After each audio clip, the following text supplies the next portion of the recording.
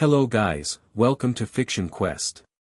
So in this video, we will see if you enjoy these kinds of stories. Don't forget to show us some love by hitting the like button and subscribing to the channel.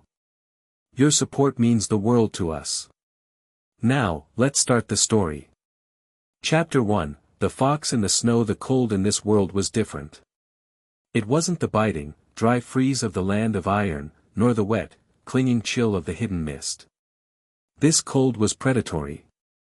It seeped through the heavy layers of the standard-issue uniform, finding the gaps in armor and settling deep within the marrow. Murata gripped his katana, his knuckles white against the black wrapping. His breath plumed in the air, a ragged mist that vanished too quickly in the gale. Around him, the forest of Mount Natagumo was a graveyard of silence. The heavy snowfall had muffled everything, the snapping of twigs, the hoot of owls, and, most terrifyingly, the footsteps of the thing hunting them. "Stay close," he hissed, his voice barely audible over the wind. Behind him, two younger slayers, barely out of final selection, trembled. They weren't shaking from the temperature. They had seen what was left of the squad ahead of them, bodies turned inside out, suspended in the frosted branches like grotesque wind chimes. A laugh echoed. It didn't come from a single direction, it rolled through the trees, bouncing off the snow-laden trunks. It was a wet, gurgling sound, like blood bubbling in a throat. Fresh meat, the voice crooned. Warm. Pulsing. Snow exploded to their left. Murata spun, bringing his blade up in a desperate arc of water breathing, but he was too slow. A blur of pale gray skin and jagged bone shot past his guard. He felt the impact before the pain, a backhand that felt like a falling tree. He went airborne, crashing through a dense thicket of frozen brush, the air driven from his lungs. He landed hard, tasting copper. As he scrambled to look up, he saw the demon looming over the two terrified novices. It was a monstrosity of elongated limbs and multiple eyes, its skin shifting like oil to match the shadows. A lower moon. It had to be. Its pressure was suffocating. "Please," one of the boys whimpered, dropping his sword. The demon smiled, its jaw unhinging to reveal rows of needle teeth. Begging adds flavor. It raised a clawed hand, ready to shear through bone and flesh. Murata tried to scream, to distract it, but his ribs were broken, his voice a wheeze. He watched, helpless, as death descended. Then, the world turned gold. There was no sound of footsteps, no shout of a technique. One moment, the demon was poised to kill, the next, a flash of orange and black violently intersected its trajectory. A thunderclap echoed through the forest, the sound of displaced air rushing back into a vacuum. The demon didn't just stumble, it was launched. It flew backward with the velocity of a cannonball, smashing through 3 thick pine trees before embedding itself into a rock face 20 meters away. Snow showered down from the canopy, burying the clearing in white dust. Murata blinked, his vision swimming. Standing between the novices and the cloud of debris was a man that he didn't look like a slayer. He wore no uniform, no haori of distinct pattern. He was clad in a black jacket with orange stripes, tattered at the hem, and a white cape that billowed in the wind despite the heavy wetness of the snow. He stood with a relaxed slouch, his hands empty. No sword. "You guys all right?" the stranger asked. His voice was rough, tired, but oddly warm. He didn't turn around, his gaze fixed on the rock face where the demon was pulling itself free. The demon shrieked, a sound of pure rage and confusion. You hit me. With a bare hand?" The stranger sighed, rolling his right shoulder. "Yeah. You have a hard head. It's annoying." The demon roared, its bloodlust spiking. The air around it grew heavy, the snow beneath its feet melting from the sheer intensity of its aura. "I will flay you. I will drink you dry." It lunged. This time, it was faster, pushing its muscles to the tearing point. It closed the distance in a heartbeat, claws swiping for the stranger's throat. The stranger didn't draw a weapon. He didn't even take a stance. He simply stepped inside the demon's guard. It was a movement so economical it looked like the demon had missed on purpose. Too wide, the stranger murmured that he drove a palm into the demon's solar plexus. There was no visible impact, no crunch of bone on the surface.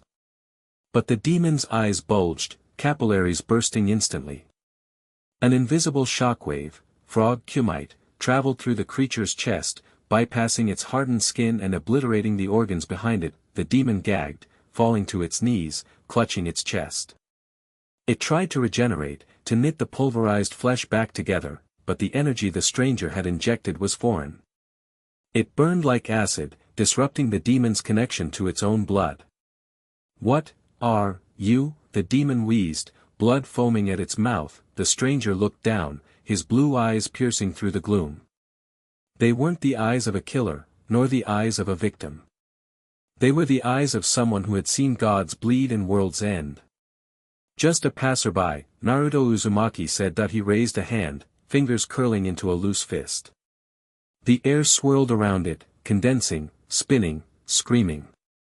A sphere of blue light formed, illuminating the dark forest with the brilliance of a miniature star.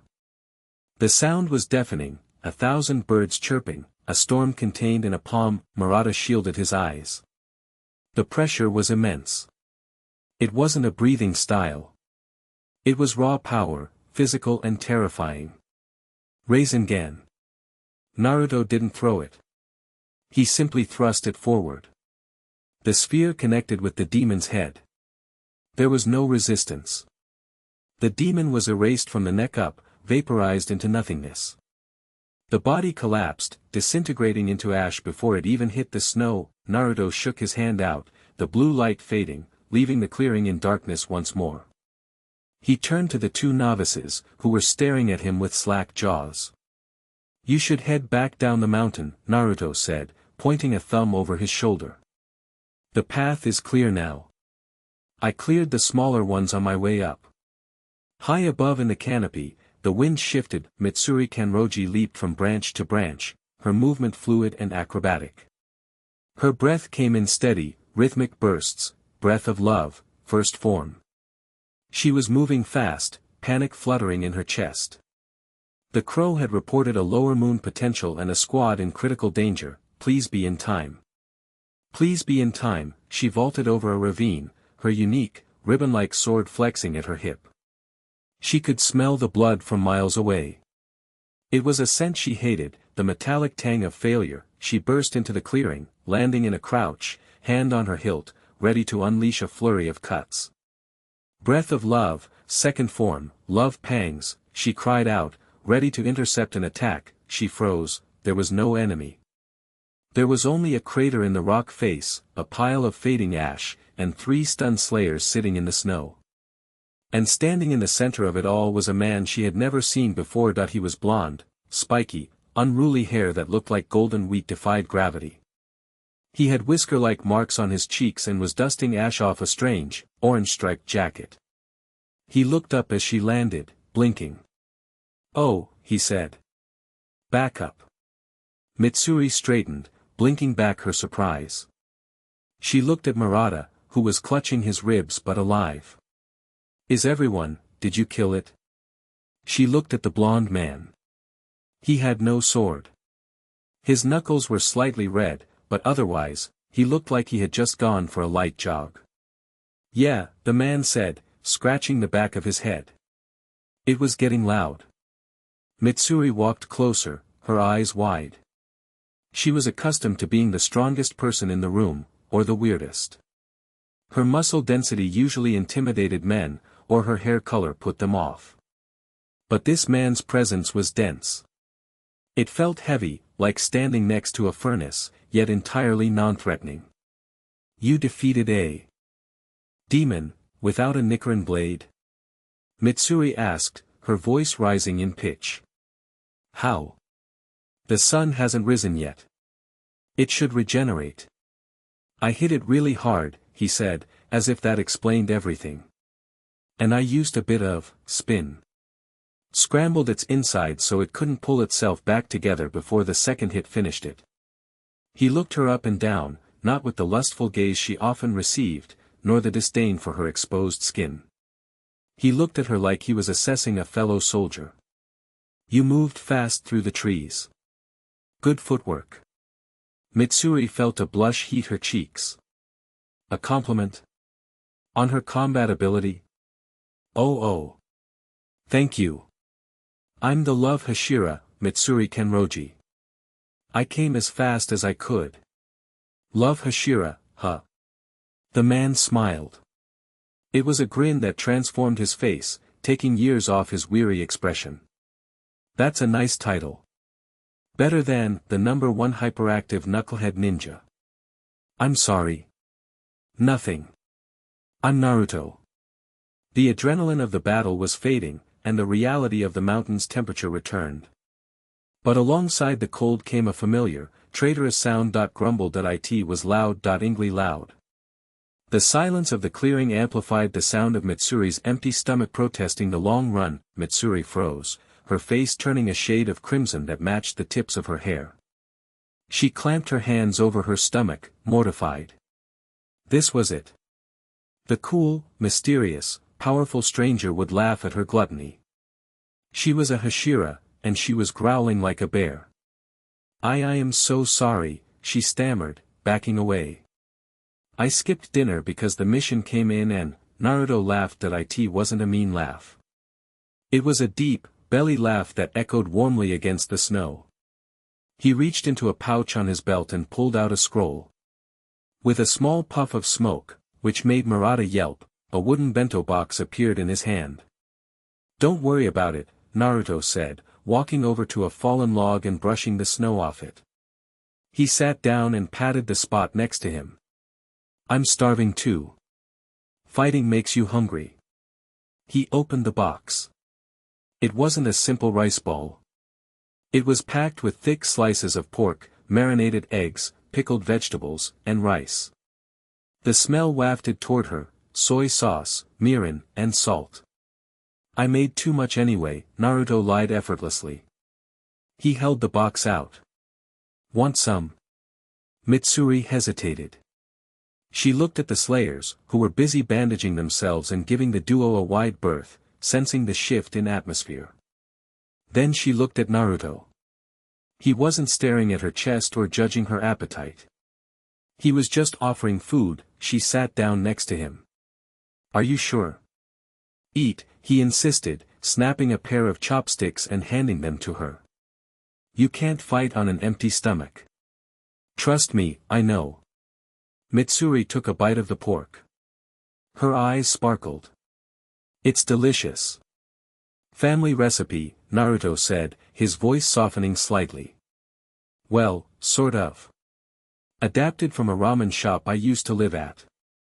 Mitsuri ate with her usual gusto, failing to maintain the delicate nibbling that was expected of a lady. She shoveled rice, savoring the warmth. When she realized she was eating faster than him, she slowed down, embarrassed. I eat a lot, more than most men. It's unladylike. Naruto took a massive bite, stuffing his cheeks like a chipmunk, and swallowed hard. Who cares? If you're strong, you need fuel. I used to eat like 5 bowls of ramen in one sitting. My master, he was a perv, but he taught me that you gotta enjoy the little things. Like good food. He looked at her, and for a moment, the gold in his eyes seemed to swirl. You have a lot of strength in you, Kanroji-san. Physical strength, yeah, but, your chakra feels bright. Like pink light. Chakra. Mitsuri tilted her head, a piece of egg hanging from her lip. Vitality, Naruto corrected himself, reaching out. For a second, she thought he was going to touch her face, and her heart hammered. But he just gestured to her cheek. You got a bit of egg there. She wiped it off, flustered. Thank you, Naruto-san. You're very strange. You're not a slayer, but you saved my squad. You're not a samurai, but you have a warrior's spirit. What are you doing out here? Naruto leaned back, looking up at the sky where the clouds were beginning to break, revealing a sliver of the moon. Looking for a way home, he said quietly. But until I find it, I figure I might as well stop things from eating people. Seems like the right thing to do. Mitsuri watched him. He was an anomaly. A variable that didn't fit into the rigid structure of the Demon Slayer Corps. But sitting here, sharing a meal in the freezing cold, she didn't feel the usual pressure to perform or to hide her true nature. "Well," Mitsuri said, smiling, a genuine, dazzling smile that made Naruto blink. "Until you find your way home, maybe you could come back to headquarters with us. The master would want to thank you. And, they have really good food there, too." Naruto looked at her. He saw the kindness radiating off her, a stark contrast to the darkness of this world. He grinned, the fox-like marks on his cheeks stretching. "Food, huh? All right. You convinced me." 2 miles east. The deep earth, the figure sat cross-legged in a cavern that should not have existed. It was not a natural cave, it was a hollow within the root system of the mountain. The walls were pulsing, lined with thin, bioluminescent veins that fed into the earth. The monk opened his eyes. They were not human eyes. The sclera was black, and the iris was a kaleidoscope of shifting geometric patterns that he held a biwa in his lap, but he did not play it. He was listening. Not to sound, but to the vibration of the planet. "It has appeared," he whispered. His voice was like grinding stones. A shadow detached itself from the wall, a shapeless mass that served as a messenger for the upper moons. "Musen-sama?" "No," the monk hissed.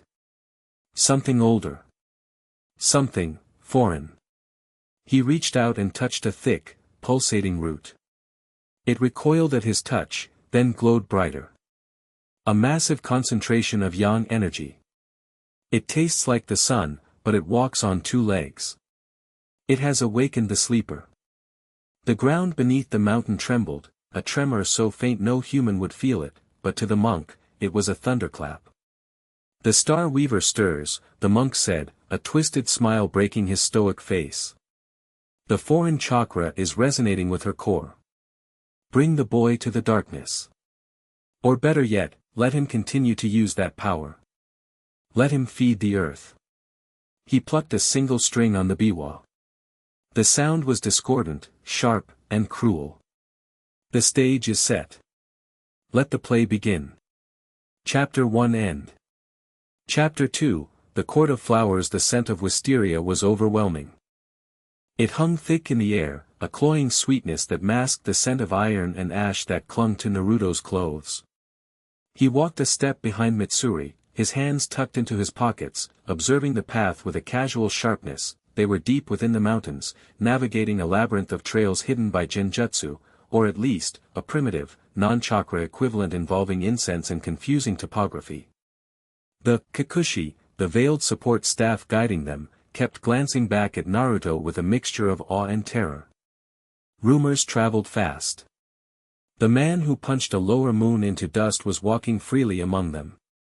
"We're almost there," Mitsuri chirped, though her usual buoyancy was tempered by nerves. She kept fidgeting with the braid over her shoulder. "The master's estate is very traditional. The other Hashira can be a bit intense. Please don't be offended if they yell. Or try to stab you." Naruto chuckled dryly. "I've dealt with intense. A grumpy council of elders back home used to yell at me daily. Stabbing is a new negotiation tactic, though." The trees parted, revealing a sprawling estate that seemed to breathe with the mountain. It was immaculate, white gravel raked into perfect waves, wooden verandas polished to a mirror sheen, and everywhere, the cascading purple blooms of wisteria keeping the demons at bay. It was peaceful. It was also a cage. Naruto recognized the feeling instantly, the heavy, suffocating weight of duty that permeated the very timber of the buildings. As they stepped into the main courtyard, the atmosphere shifted. The air grew razor thin. Lined up in the courtyard were 8 individuals. Their presence was distinct, their spirits flaring like signal fires. These were the Hashira. They didn't look like soldiers, they looked like eccentric artists of death. Kanroji, a man with white hair and scars covering his face, barked. He didn't look at her, his eyes were locked on Naruto. "You're late. And you brought a stray dog." Sanemi Shinazugawa, the Wind Hashira. Naruto read the aggression in his stance immediately. Shoulders tight, weight on the balls of his feet, hand hovering inches from the hilt of his sword. Shinazugawa-san. Mitsuri squeaked. This is Naruto Uzumaki. He saved Murata's squad. He defeated a lower moon with a single strike. With his bare hands, a large man with prayer beads and weeping eyes intoned. Jyomiai Himejima. His voice was deep, shaking the gravel. A fantastical claim. Even for a demon, such strength is rare. For a human, impossible. Unless he isn't human, a small man with a snake wrapped around his neck hissed. Abanai Iguro. His heterochromatic eyes narrowed, dissecting Naruto. He smells wrong. Like burnt air and ozone. Not flesh. Naruto stopped in the center of the courtyard. He didn't bow. He didn't explain. He simply stood there, looking at them with the tired patience of a man who had explained himself one too many times to people far stronger than these. I'm human, Naruto said, his voice level. Just from a place far away. I'm not here to fight you. That's for us to decide. Sanemi spat that in a blur of motion, the Wind Hashira drew his blade. The green steel flashed in the sunlight. It wasn't a killing stroke, but it was meant to maim, a horizontal slash aimed at Naruto's shoulder to force him to his knees, Mitsuri gasped. No.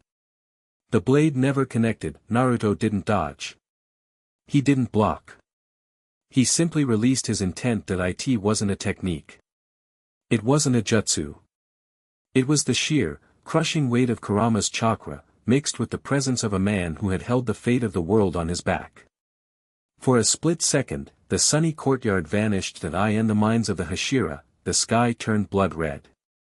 A massive, nine-tailed shadow loomed over them, its teeth the size of swords, its eyes burning with ancient, malevolent malice. The killing intent was so dense it felt like physical gravity. Sanemi froze mid-swing. His body, honed by years of surviving hell, screamed at him to stop. Every instinct shouted that if he completed the swing, he would die.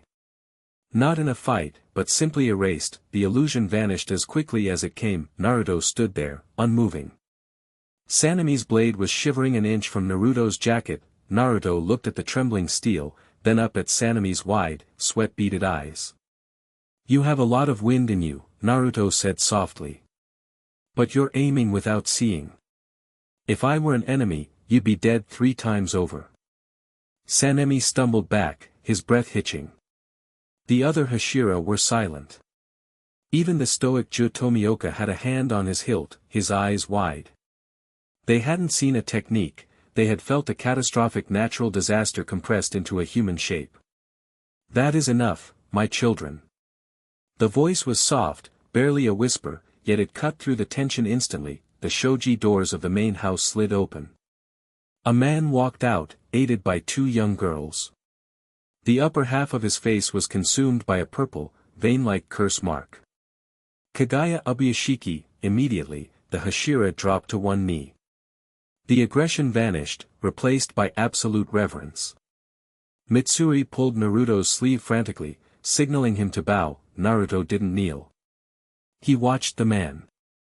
He recognized the aura, not of physical strength, but of immense spiritual burden.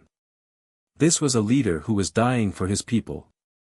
Naruto respected that. He offered a respectful nod, a bow of the head between equals. Master Ubuyashiki, Naruto said. Sanemi was rude, Kagaya said, his blind eyes turning unerringly toward Naruto. Forgive him. He seeks to protect the flock from wolves. But you are not a wolf. You are something else entirely. A storm from another shore. I'm just a guy trying to get home, Naruto replied. But I don't like seeing people get eaten while I wait. Then we share a goal, Kagaya smiled. My crows told me what you did. You wield a power that is not breath, yet it destroys demons. We cannot offer you a way home, Naruto-san. But we can offer you a place to rest, and a purpose, until you find your path. Naruto looked at the kneeling Hashira, then at Mitsuri, who was peeking up at him with hope in her lime-green eyes. "I'll help," Naruto said. "But I do things my way. I'm not a soldier in your army. I'll work with you, not for you." "Acceptable," Kagaya nodded. "Shinobu, please see to his medical evaluation. Mitsuri, since you found him, you will be his liaison." The meeting dispersed with the efficiency of a military drill, but the tension lingered. As Naruto walked toward the butterfly estate where he was to be examined, he felt a presence shadowing him. He stopped near a small stone bridge over a koi pond. "You can come out," Naruto said. "You're not exactly quiet."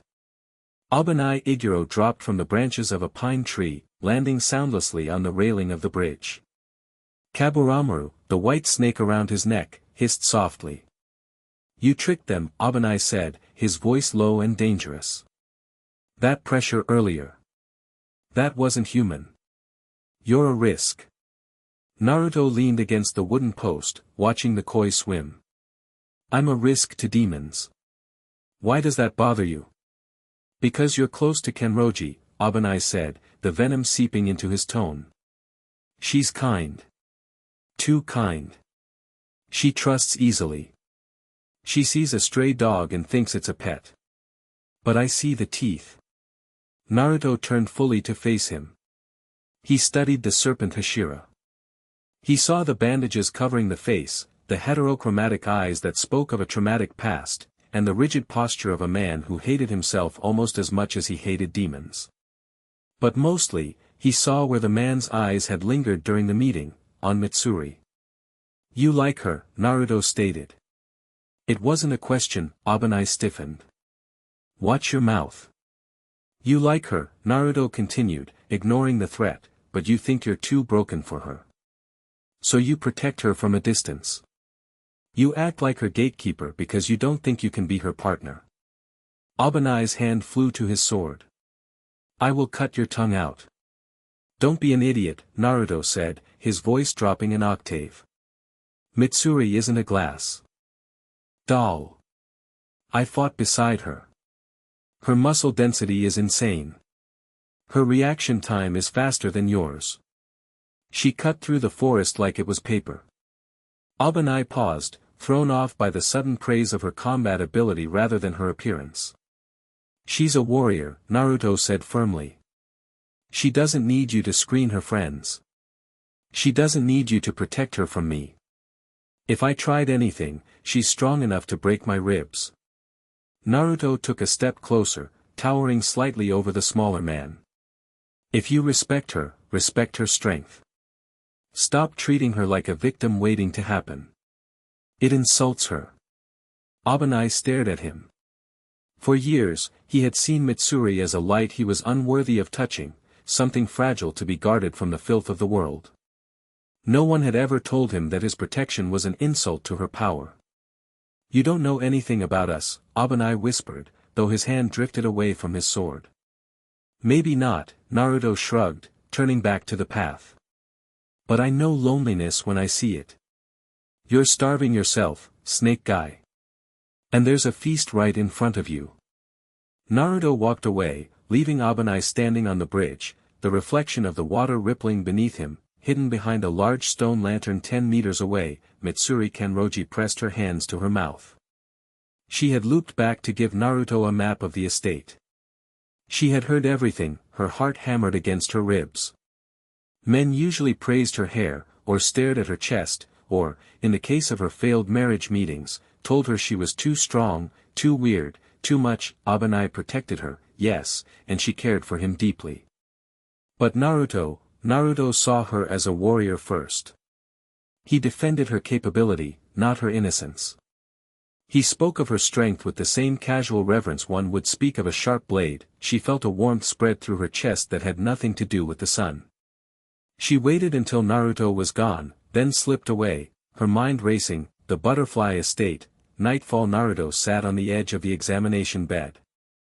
Shinobu Kocho, the insect Hashira, was moving around him with a smile that didn't reach her eyes. She had drawn his blood, measured his heart rate, and poked at his chakra points with clinical fascination. Fascinating, she murmured. Your cellular structure, it's incredibly dense. And your blood, it destroys my demon wisteria poison samples on contact.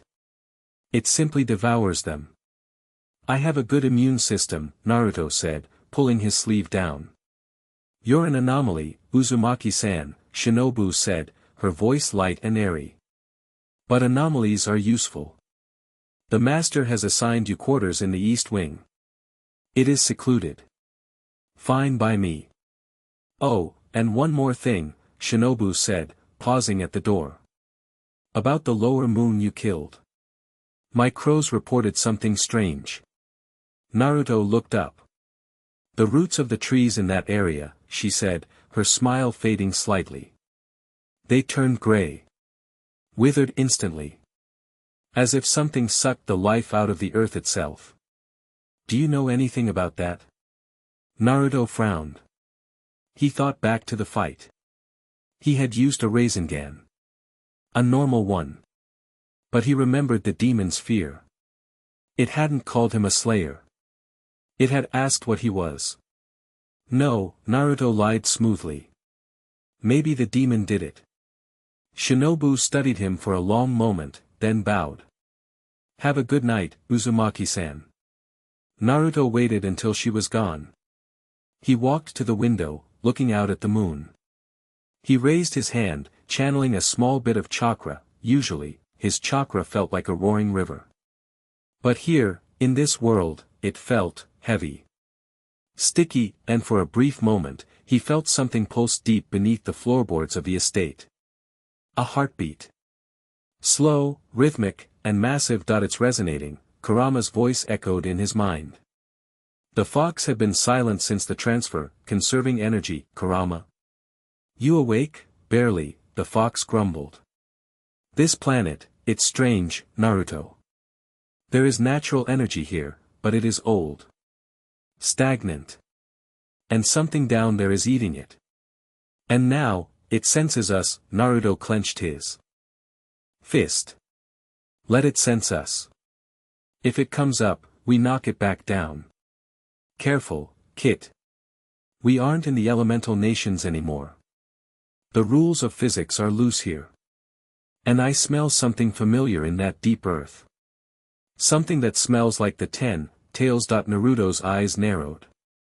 He looked at the peaceful garden, the wisteria swaying in the breeze. The war wasn't over. It had just changed battlefields. Chapter 2 end. Chapter 3, Appetite for Destruction. The city of Yokohama was a sprawling beast of brick and steam, a modern marvel compared to the rural villages Naruto had passed through. Gas lamps flickered to life as the sun dipped below the horizon, painting the harbor in shades of bruised purple and industrial gray. Remember, Mitsuri whispered, clinging to Naruto's arm a little tighter than necessary. We are a traveling merchant couple. We are looking for, exotic silks. Naruto adjusted the collar of the civilian kimono he had been forced into. It was stiff, uncomfortable, and restricted his movement.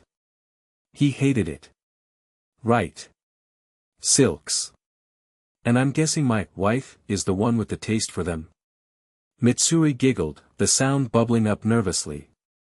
She was wearing a stunning floral kimono that hid her demon slayer uniform, her unique hair pinned up in a way that tried, and failed, to look traditional. She drew stares. She always did. But tonight, the stares felt heavier. They were in the red brick district, an area where 20 people had vanished in the last week. No blood, no signs of struggle, no demonic residue. Just, gone. Stop looking around so much, Naruto murmured, leaning down to whisper in her ear. To an observer, it looked intimate. You're scanning for threats. Merchants don't scan. They gawk. I can't help it. Mitsuri hissed back, blushing at the proximity.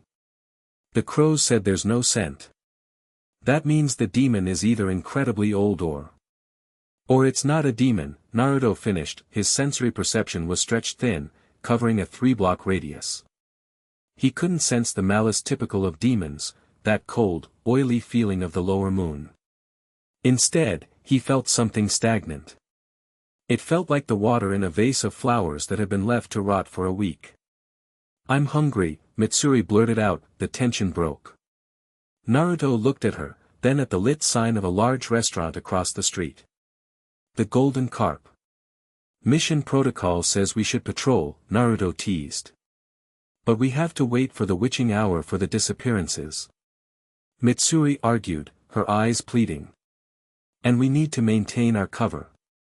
A rich merchant couple would definitely eat at the most expensive place in town." Naruto grinned, the tension in his shoulders relaxing. "Lead the way, honey." The inside of the Golden Carp was loud, smoky, and smelled of grilled eel and sake. They were seated in a semi-private booth. When the server arrived, Mitsuri's demeanor shifted. She shrank in on herself. "I'll have, just a small bowl of soba," she said quietly, staring at the table. Naruto frowned. He looked at the server, a young man with a notepad. "Scratch that. Bring us the party platter. The one meant for 6 people. And 5 extra bowls of rice. And whatever your specialty meat dish is. Triple it." The server's pen stopped moving. He looked from Naruto to the petite woman with the pink hair. "Sir. That is, a significant amount of food." "We're celebrating," Naruto said, slapping a stack of yen on the table, money provided by the Ubuyashiki estate. "My wife has a healthy appetite. Keep it coming until I say stop." When the server left, Mitsuri looked up, her eyes shimmering with unshed tears. "You didn't have to do that. They'll stare." "Let them stare," Naruto said, pouring her a cup of tea. "Back where I'm from, eating a lot is a sign of vitality." "My mentor?" She was a legendary Sannin, strong enough to crack a mountain with her heel. She drank men under the table and ate until the bill looked like a mortgage payment. No one laughed at her. They were terrified of her. The food arrived, a mountain of tempura, sashimi, grilled meats, and glistening rice. Mitsuri hesitated for a second, then dove in. As she ate, the anxiety melted off her face, replaced by pure, unadulterated bliss. She hummed happily, swaying slightly in her seat. Naruto ate with equal fervor, matching her pace. For a long time, they didn't speak, just shared the primal joy of a good meal. "I tried to get married once," Mitsuri said suddenly, her mouth half full of tempura shrimp. She swallowed. Well, my parents tried to marry me off. I dyed my hair black. I starved myself for days so I would look faint and delicate. I pretended I was weak." Naruto stopped chewing. He watched her, seeing the crack in her armor. "The man rejected me anyway," she laughed bitterly. "Said he wanted a wife, not a bear. Said my strength was unnatural. That a woman who could lift a sumo wrestler was a freak." She poked at her rice. "That's why I joined the Corps. At least here, being a freak is useful. But, sometimes I wonder if I'll ever be anything else." Naruto set his chopsticks down. The noise of the restaurant seemed to fade. "I had a demon sealed inside my belly the day I was born," Naruto said. Mitsuri looked up, startled. "What?" "A monster," Naruto clarified. "A 9-tailed fox that destroyed my village. Everyone knew. They didn't see me. They saw the thing that killed their families. I was the demon brat. Parents pulled their kids away when I walked by. I spent the first 12 years of my life completely alone." He reached across the table, not touching her hand, but resting his near hers. "I tried to change, too. Played the fool. Pranked people just to get them to look at me. But you know what I learned?" Mitsuri shook her head, captivated by the gold in his eyes. "You can paint a rose black, but it's still a rose," Naruto said softly. "The people who rejected you because you're strong. They were weak. They were scared because you shined too bright, and it hurt their eyes." He pointed a chopstick at her half-empty bowl. "Eat, Mitsuri. Being strong isn't a sin. It's a gift. And anyone who can't handle you at your strongest doesn't deserve you at your softest. Mitsuri felt a heat rise in her chest that had nothing to do with the sake. She looked at this man, this stranger from another world who carried a monster in his gut and a sun in his smile. "You're amazing, Naruto-kun," she whispered. "I'm just full," he grinned, patting his stomach. "Now, finish up. I think our ghost is about to make a move." The transition from the warmth of the restaurant to the chill of the night was jarring. The streets were empty now. The fog had rolled in off the harbor, thick and cloying. They walked the perimeter of the vanishing zone. Naruto stopped at the entrance to an alleyway. "Here," he said. "I don't smell anything," Mitsuri whispered, her hand drifting to the hilt of her whip sword concealed in her obi. "Not a smell," Naruto said. His eyes closing. He entered sage mode for a split second, no pigment, just the sensory enhancement. The nature energy, it's flowing wrong. It's being pulled down. Like a drain. He opened his eyes. Underground. They found the entrance in the basement of an abandoned textile warehouse. A hidden trapdoor beneath a rotting loom. It didn't lead to a sewer, but to a tunnel dug with precision, the walls reinforced not with wood, but with thick, pulsating roots. "This feels like a demon's lair," Mitsuri murmured, the playfulness gone. She was the love Hashira now. Her stance was low, her breathing steady. "Worse," Naruto grimaced. The air down here was heavy with moisture and that same rotting flower scent. "Stay behind me." They descended into a cavern that opened up beneath the city. It was vast, lit by phosphorescent moss. But it wasn't the size that stopped them. It was the garden. Dozens of human figures stood in the cavern. They weren't dead. They were planted. Their feet had fused into the stone floor, turning into bark-like roots. Their arms were raised toward the ceiling, fingers elongating into branches. Leaves sprouted from their hair. Their eyes were open, glassy and terrified, but they couldn't scream because their mouths were filled with vines. "Oh gods," Mitsuri gasped, covering her mouth.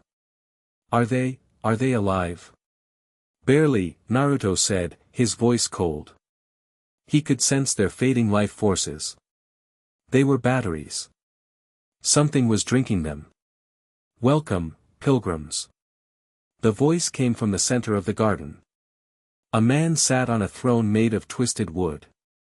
He wore the robes of a Shinto priest, but his skin was green and bark-like. Vines moved under his skin like veins. "You have come to join the communion?" the priest asked. He stood up, and he was tall, nearly 7 feet. "The weaver requires sustenance. The roots must go deep." "You did this?" Mitsuri stepped forward, her voice trembling with rage. "You turned these people into potted plants." "I gave them purpose," the priest bellowed, spreading his arms. The ground shook, and massive roots erupted from the floor. They are no longer individuals. They are part of the great root. They feed the star that sleeps. "He's not a demon," Naruto observed, analyzing the enemy. "No musin blood. He's a human who absorbed too much corrupted nature energy. He's a sage gone wrong." "Kill the intruders," the priest commanded. The garden moved. The victims didn't attack, but the roots beneath them lashed out. Spear-like vines shot toward Mitsuri. "Breath of love, third form, cat love shower." Mitsuri moved. She was a blur of pink and green. Her sword, flexible and deadly, whipped through the air, slicing the vines into confetti. She leaped off a wall, twisting mid-air to decapitate a wooden golem that rose from the floor. "Don't hurt the victims," Naruto shouted. "I know," she yelled back. "I'm aiming for the active roots." Naruto turned his attention to the priest. The man laughed, slamming his hands onto the ground.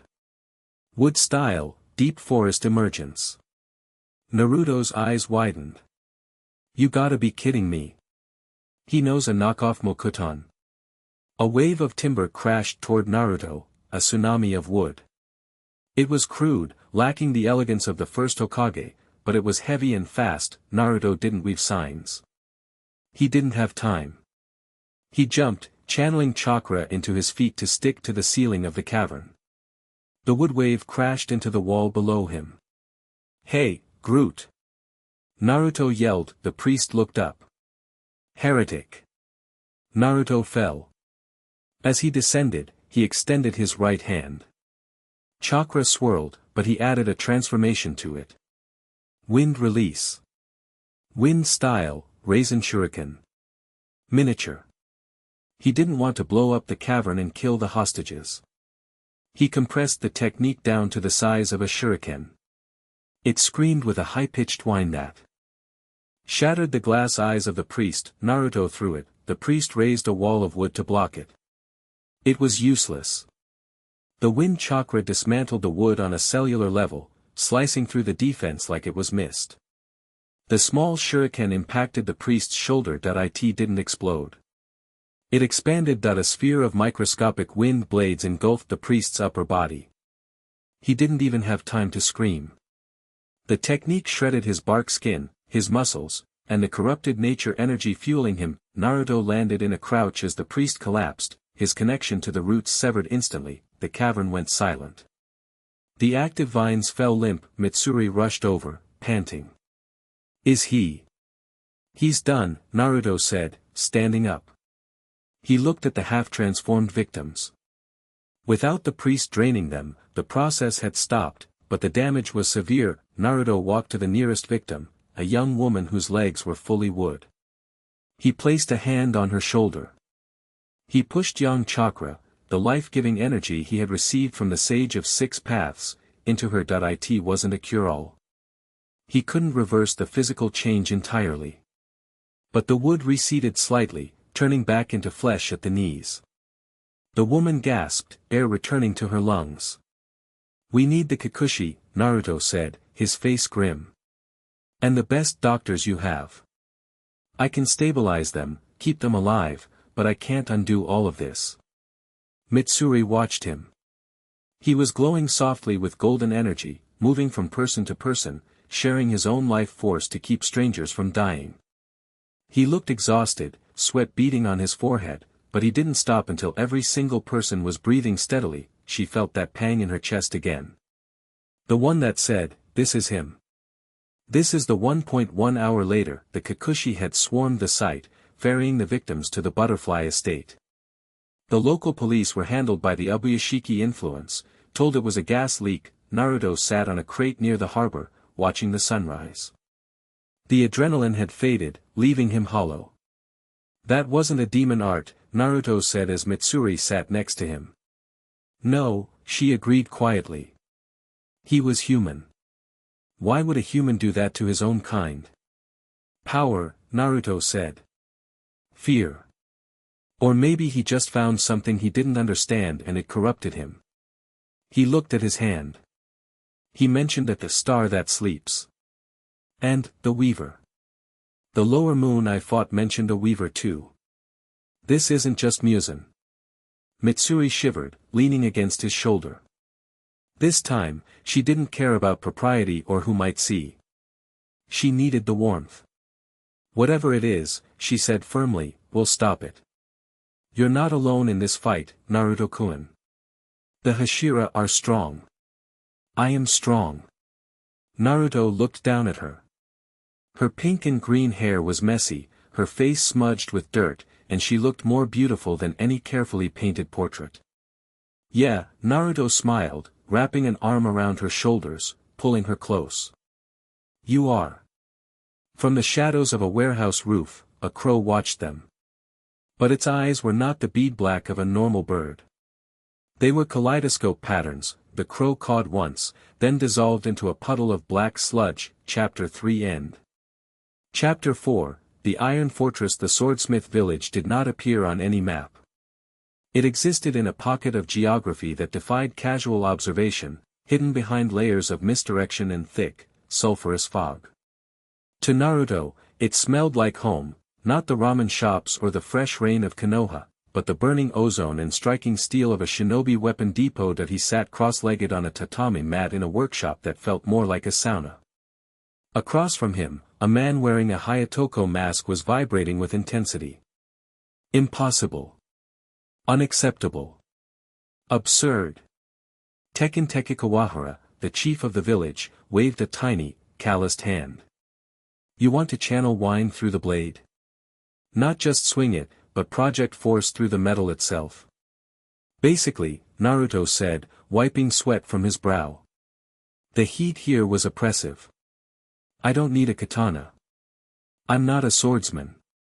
I need conduction. Short blades. Knuckle guards. Something that becomes an extension of my hand, not a separate limb. Tekken paused, his mask tilting. Like a claw. Like a fang, Naruto corrected, the door slid open with a violent bang. A younger smith, Haganazuka, marched in, holding a sketch pad and looking murderous. I have the design. But if you chip it, I will break your fingers one by one. Naruto grinned. Deal. The weapon they were discussing was a pair of trench knives, Tekokejai, forged from the highest grade scarlet crimson iron and scarlet crimson Oregon. They were designed to absorb sunlight, but more importantly, to withstand the high-frequency vibration of wind-release chakra without shattering. We begin the final tempering tonight, Haganazuka declared, pointing a chisel at Naruto. You will stay. You will watch. You will respect the iron. I'm not going anywhere, Naruto said. The hot springs, sunset. The village was quiet, save for the rhythmic pounding of hammers that served as its heartbeat. Naruto soaked in the medicinal waters, the heat seeping into his muscles. The stress of this world, the constant, low-level buzz of demonic malice, usually made it hard to relax. But here, the malice was absent. Excuse me. Naruto opened one eye. A boy with burgundy hair and a scar on his forehead was sliding into the water on the opposite side. Tanjiro Kamado. Hey, Naruto said. You're the one carrying the box. Tanjiro stiffened, his eyes darting to Naruto. He had a keen sense of smell, Naruto knew. The kid sniffed the air like a hound. You smell, kind, Tanjiro said, confused. Like the sun. But beneath that, there's something terrifying. Like a forest fire. Naruto chuckled, leaning his head back against the rock. Most people just say I'm loud. You got a good nose, kid. I'm Tanjiro Kamado. I heard about what you did in Yokohama. Saving the people turned into trees. Tanjiro bowed his head, sinking lower in the water. Thank you. Don't thank me, Naruto said, his voice tightening. I didn't save them all. Some were too far gone. They'll be in wheelchairs for the rest of their lives. But they are alive, Tanjiro insisted. Life is the most important thing. Naruto looked at the boy. He saw the same unwavering optimism he used to have before the war, before Pervy Sage died, before the world showed him its true, ugly face. It was refreshing. It was also dangerous. Keep that fire, Tanjiro, Naruto said, standing up. The water cascaded off his scarred torso. But don't let it blind you. Sometimes, saving everyone isn't an option. Sometimes, you just have to kill the threat before it takes more. As Naruto stepped out, wrapping a towel around his waist, the ground shuddered. It wasn't an earthquake. It was an impact. A scream tore through the serene evening air. Enemy attack, a voice bellowed from the watchtower, cut short by a wet gurgle. Naruto's expression shifted instantly. The relaxed bather vanished, the Hokage emerged. Get dressed, Tanjiro. We're under siege. The village square chaos had erupted. Pot-like monsters, creations of Upper Moon 5, Gyako, were spawning from vases, spitting poison needles and devouring the unarmed villagers. They were grotesque, fish-like abominations that flopped and skittered with unnatural speed. Naruto landed in the center of the main street, still wearing only his trousers and the open orange-striped jacket he'd thrown on. "Don't run in straight lines," Naruto roared, his voice amplified by a touch of chakra. It cut through the panic. "Smiths. Get to the central warehouse. It has iron doors. Slayers, form a perimeter around the warehouse. Don't chase the fish, defend the civilians." A massive fish demon lunged at him, its maw wide enough to swallow a child. Naruto didn't even look at it. He sidestepped, grabbed its dorsal fin, and slammed it into the cobblestones with enough force to crack the foundation of the nearby house. He stomped on its head, crushing it. Wind style, gale palm. He thrust his palms forward. A compressed tunnel of wind blasted down the street, knocking back a dozen fish demons and clearing a path for a group of terrified smiths. "Move. Now."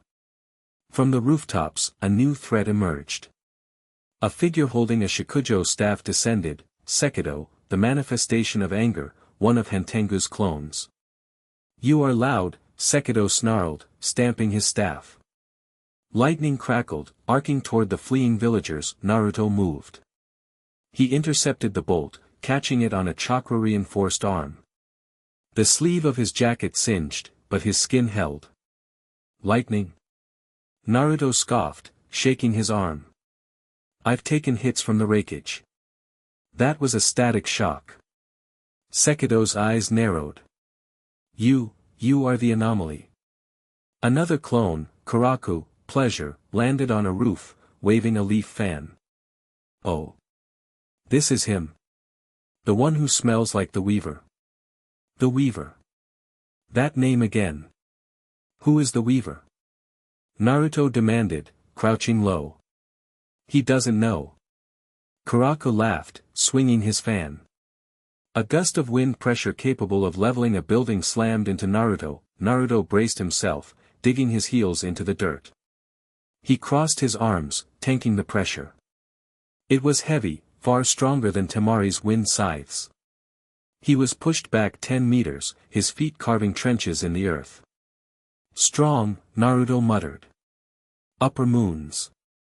Plural." He was outnumbered. Tanjiro was engaged elsewhere with the Mist Hashira. Genya was fighting on the west side. Naruto was holding the center alone against 2 Calamity-class demons. "Die!" Sekido screamed, summoning a thunderhead. Breath of Love, 5th form, swaying love, Wild Claw. A ribbon of pink steel danced through the air. It wrapped around Sekido's neck and yanked him violently backward, disrupting his aim. The lightning bolt went wide, scorching a tree. Mitsuri Kanroji landed in front of Naruto. She was panting, her uniform slightly disheveled from the sprint, but her eyes were fierce. "I made it," she yelled, snapping her sword back into a coil. "Are you hurt, Naruto-kun?" "Just a singed jacket," Naruto grinned, feeling the tension in his chest loosen. "Nice timing, Mitsuri-chan." "They're upper moons," Mitsuri said, her gaze darting between the clones. "The pressure, it's suffocating." "Don't let them scare you," Naruto said, stepping up beside her. "They're just bullies with fancy tricks. You take the wind guy. He uses long-range gusts. Your whip can cut through the air currents and close the distance. I'll handle Sparky." Mitsuri looked at him. He wasn't telling her to run. He wasn't telling her to be careful. He was giving her a tactical assignment. He trusted her to handle an upper moon. "Right." She beamed. The fight was a storm of elements. Mitsuri moved like a dancer, her flexibility allowing her to dodge the invisible air. Pressure blasts of Karaku. She used the environment, bouncing off walls and twisting mid-air to deliver strikes that defied physics. Naruto, meanwhile, was a brawler. He closed the distance on Sekido instantly. The demon tried to keep him at bay with lightning spears, but Naruto's reaction speed was preternatural. He weaved through the bolts, closing in for close-quarters combat. "Clone logic," Naruto grunted, dodging a stab and landing a heavy hook to Sekido's ribs. "If I kill you, You probably just split again. Or regenerate. Where is the main body? Insolence. Sekido roared. Suddenly, the ground rumbled. The other clones, Izetsu, Sorrow, and Yurogi, Joy, arrived, merging the fight into a chaotic brawl. There are too many. Mitsuri cried out, forced back-to-back with Naruto. She was deflecting sonic screams from Yurogi while trying to parry Izetsu's spear. Naruto looked around. The village was burning. The smiths were safe in the warehouse, but the demons were relentless. If this dragged on, the attrition would kill them. I need to find the core, Naruto said. The real body. It's hiding. These guys are just puppets. How? Mitsuri asked, slicing a sonic wave in half. The smell of sulfur and ash is masking everything. Naruto closed his eyes. Buy me 5 seconds, he said. Mitsuri didn't hesitate. Okay. She launched herself forward, abandoning defense for pure, reckless offense. Breath of Love, 6th form, cat-legged winds of love. She became a cyclone. She attacked all 4 clones simultaneously, her blade moving so fast it looked like a pink mist. She took a cut to the shoulder, then a bruise to the thigh, but she didn't stop. She screamed, pouring every ounce of her spirit into holding the line. Behind her, Naruto went still. He wasn't gathering nature energy. He was already full. He was sinking. Kurama. On it. Naruto's eyelids snapped open. The horizontal pupil of the toad merged with the vertical slit of the fox. Across, sage art, negative emotion sensing, the world turned gray in his mind. The burning buildings, the screaming clones, the physical matter, it all faded. All that remained were the fires of the soul. He saw Mitsuri, a bright, burning flame of pink and gold, fueled by love and a desperate desire to protect. He saw the clones, voids of cold, jagged hatred. And then, he saw it, tiny. Pathetic. Shivering with fear, hiding in the dirt, 50 meters away, disguised as a rat. Found you, Naruto whispered. The air around him exploded. A cloak of golden chakra erupted from his skin, taking the shape of a flickering coat. He moved. It wasn't speed.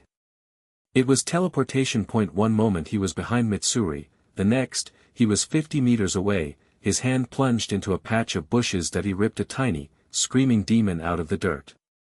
Hantengu. Eek, the main body shrieked. Do not bully the weak. Shut up, Naruto growled. The clones instantly stopped attacking Mitsuri. They convulsed, pulled by the magnetic force of their main body being threatened.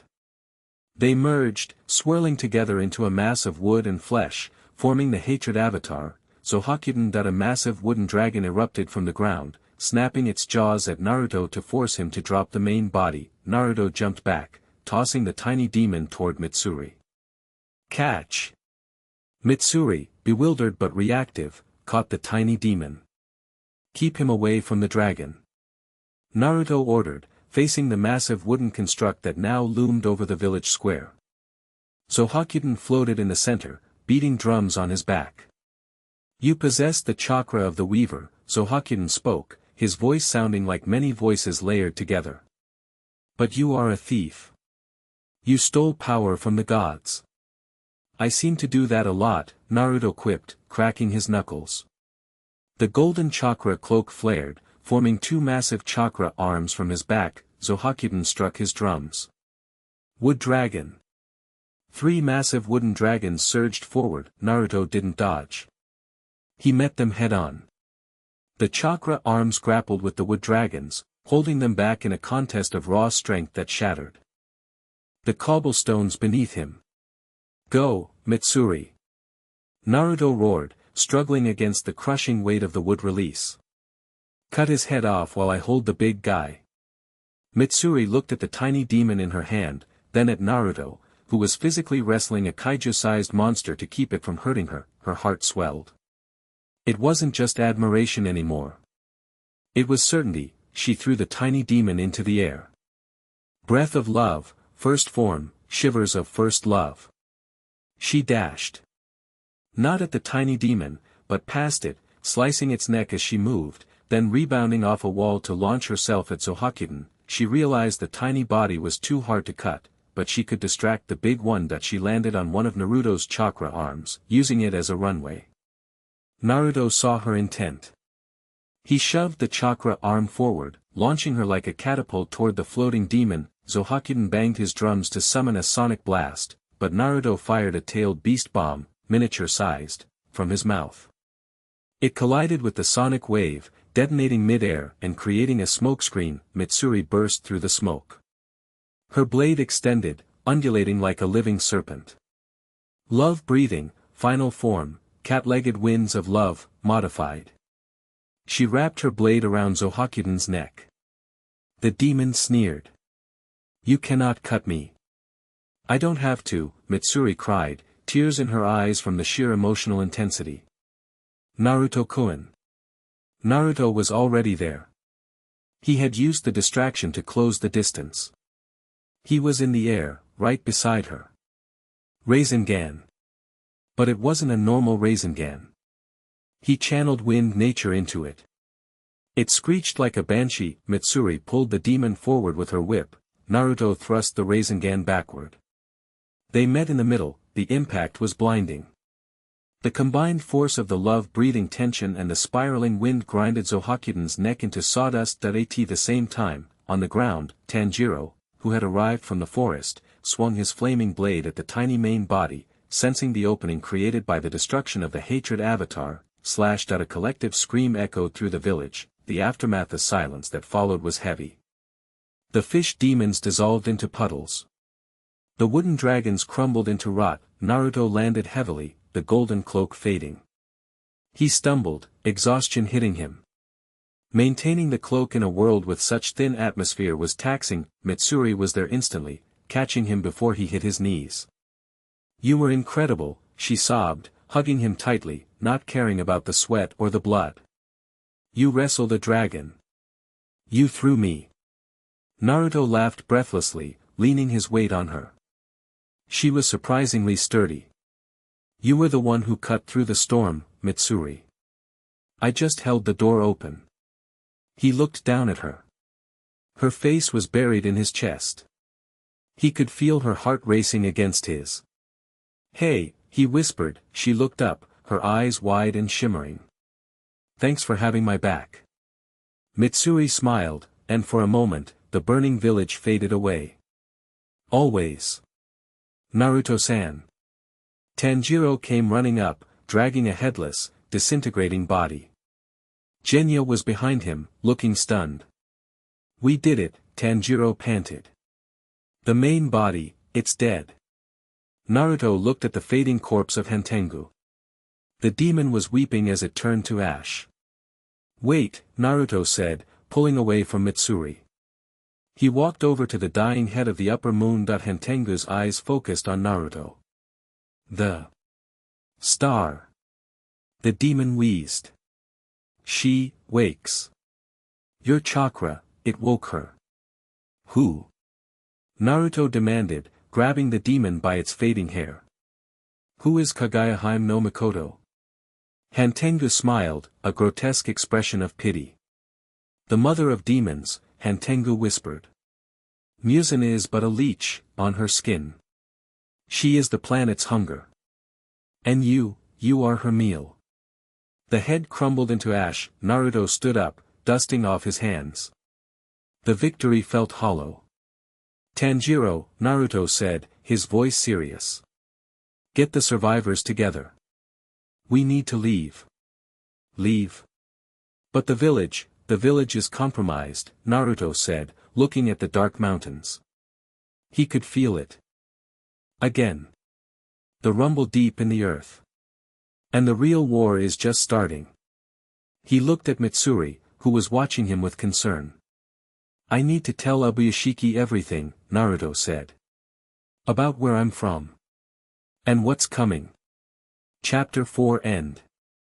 Chapter 5, The Serpent's Fang. The Abuyashiki estate was shrouded in a heavy, contemplative silence. The usual chirping of cicadas was absent, replaced by the rustle of wind through the wisteria. a sound that felt like the earth whispering secrets. Naruto stood in the center of the tatami-matted meeting hall.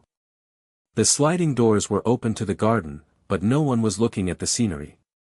9 pairs of eyes were fixed on him. A star weaver? Shinobu Kocho repeated, her smile absent, her voice flat and clinical. You are suggesting that Kibutsuji Musen is merely a symptom of a larger infection? A parasite on a sleeping god? That's what Hentengu said before he dusted, Naruto replied, crossing his arms. He looked tired. The battle at the swordsmith village had drained him, not physically, but spiritually. The darkness in this world was sticky. And the energy I felt, it wasn't demonic. It was natural energy, but corrupted. Ancient. If this thing wakes up, it won't just eat people. It'll eat the planet. Sanemi scoffed, leaning back against a pillar. Sounds like a fairy tale. We have enough trouble killing the king of demons. Now you want us to worry about his mother. I don't want you to worry, Naruto said, his gaze hardening. I want you to be ready. The vibrations in the earth are getting stronger. My chakra, it's irritating it. Like a bright light waking up a hangover. Then perhaps you should leave, a voice hissed. Abanai Iguro stepped out from the shadows of the veranda. His bandages seemed tighter today, his heterochromatic eyes burning with a cold, focused intensity. Kaburamaru, the white snake, was coiled motionless around his neck, its tongue flicking out to taste the air. Iguro, Kagaya Ubuyashiki's voice came from the head of the room. It was weak, strained. The curse was spreading. Naruto-san has proven his loyalty. He has proven he is dangerous, Abanai countered, not looking at the master, but locking eyes with Naruto. He walks into a battle with upper moons and treats them like children. He speaks of gods and stars. He is an unknown variable. And in war, unknowns get people killed. He pointed a bandaged finger at Naruto. You say you protect us. But you are the beacon drawing this new threat to us. You are the danger. Silence stretched. Mitsuri, seated near the edge of the group, looked between them, her hands twisting in her lap. She looked ready to intervene, but Naruto caught her eye and gave a nearly imperceptible shake of his head. Maybe you're right, Naruto said softly. Maybe I am waking it up. But I'm also the only one who can put it back to sleep. Abanai didn't blink. Prove it. Meet me in the dojo. No chakra magic. No fox demon. Just skill. Show me you have the discipline to wield that power, or I will remove you from the board myself. Iguro-san. Mitsuri gasped, standing up. You can't be serious. He's exhausted. I accept, Naruto said. The dojo was a simple wooden structure, polished by generations of feet. The afternoon sun cut through the open doors, illuminating dust motes dancing in the air. The other Hashira gathered on the perimeter. It was rare for them to spar with lethal intent, but the air here was thick with it. Sanemi looked eager. Ju looked bored. Mitsuri looked terrified. Naruto stood on one side, rolling his shoulders. He stripped off his orange-striped jacket, tossing it to the side, revealing the black mesh undershirt and the scars that mapped his history, the hole in his chest from Sasuke, the jagged lines from his transformation. Abanai drew his blade. It was a Chris-style sword, undulating like a viper. Standard wooden Bakken? Naruto asked, gesturing to the rack. Live steel, Abanai said, assuming a low, crouching stance. Demons don't use wood. Naruto raised an eyebrow. All right. But I'm not drawing a weapon. I don't need one. Abanai's eyes narrowed. Arrogance. He moved that it wasn't a straight line. Serpent breathing was designed to deceive. Abanai slithered across the floor, his body twisting in unnatural angles. He approached from the left, but the strike came from the right. Serpent breathing, first form, winding serpent slash, the blade curved through the air, aiming for Naruto's neck. Naruto didn't use Kurama's speed. He didn't use sage mode perception. He relied on the basics, the raw, drilled-in muscle memory of a shinobi who had fought gods in hand-to-hand combat that he ducked. Not back, but in dot he stepped into Abanai's guard, the blade passing millimeters above his hair. Naruto aimed a palm strike at Abanai's chest. Abanai twisted his torso 180 degrees, his spine flexing like a snake, dodging the palm while swinging his sword upward in a reverse arc. Fast, Naruto noted that he leaned back, watching the tip of the blade slice the air in front of his nose. Abanai pressed the assault. Second form, Venom Fangs of the Narrow Head. He unleashed a flurry of strikes, aiming for the blind spots behind Naruto's head and knees. The sword seemed to bend, changing trajectory mid-swing. Naruto weaved. He moved like water, flowing around the strikes. He parried the flat of the blade with his forearm, redirecting the force. "You fight like you hate me," Naruto said calmly, dodging a stab to the liver. "Is this about the mission? Or is this about her?" Abanai's eyes flared. "Keep her name out of your mouth." Fifth form, Slithering Serpent. Abanai moved so fast he seemed to duplicate, his sword encircling Naruto, cutting off all escape routes. It was a cage of steel. Naruto stopped dodging that he saw the pattern. The weakness of the serpent style was that to bend the strike, the user had to commit to the curve. Naruto stepped through the curve that he took a shallow cut on his cheek, a calculated sacrifice. As the blade grazed him, Naruto closed the distance. He grabbed Abanai's wrist mid-swing. Abanai's eyes widened. He tried to twist away, but Naruto's grip was iron. Naruto swept Abanai's legs, but the Hashira leaped, trying to use Naruto's arm as a pivot point to kick him in the head. Naruto blocked the kick with his free arm and slammed Abanai into the floor. It wasn't a brutal slam. It was controlled. Naruto pinned him, one hand on the wrist, the other pressing Abanai's shoulder to the wood. Kaburamura hissed, striking at Naruto, but Naruto caught the snake gently behind the head with 2 fingers. "Yield," Naruto said quietly. Abanai struggled, his face flushed with humiliation and rage. "You think strength is everything. You come here, you dazzle her with power. I didn't dazzle her with power." Naruto whispered, leaning down so only Abanai could hear. "I ate lunch with her. I listened to her. I treated her like a warrior, not a doll." Abanai froze. "You love her," Naruto continued, his voice void of mockery. "It's written all over your face. You think you're too broken for her. You think your blood is dirty so you keep your distance. But playing the bodyguard isn't love, Abanai. It's fear." Naruto released the snake, then the wrist. He stood up and offered a hand. "She makes her own choices. If you respect her, let her choose. Don't fight me because you're scared she might look away from you." Abanai stared at the offered hand.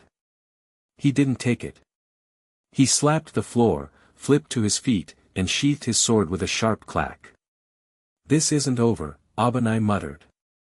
But the killing intent was gone, replaced by a confused, simmering frustration. He stormed out of the dojo, refusing to look at the other Hashira. Naruto sighed, wiping the trickle of blood from his cheek. Man stubborn. Naruto's quarters. Nightfall. The room was simple, lit by a single oil lamp. Naruto sat on the engawa, looking at the moon. The cut on his cheek stung slightly. Kurama was healing it, but slowly, conserving energy. "May I come in?" Naruto turned. Mitsuri stood there, holding a small medical kit.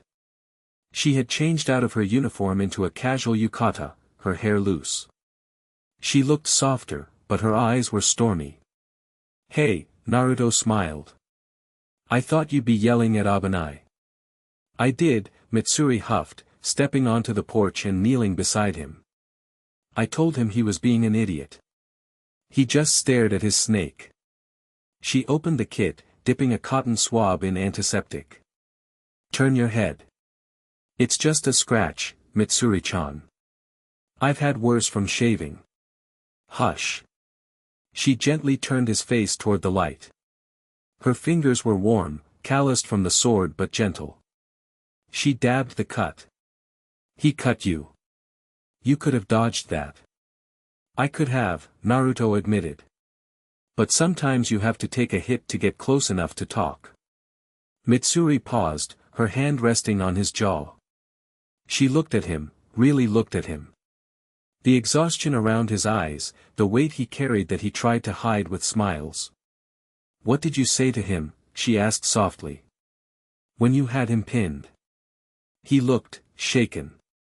Naruto leaned into her touch slightly, a reflex he couldn't control. I told him he doesn't own you. And that he should stop deciding what you need. Mitsuri's breath hitched. She lowered the cotton swab. He thinks I need protecting. Because I'm a girl. Because I'm emotional. He thinks you're the sun, Naruto corrected. And he thinks he's a shadow. He's afraid if he gets too close, he'll dim your light. It's stupid, but it's how he feels. Mitsuri looked down at her lap. And you? Do you think I need protecting?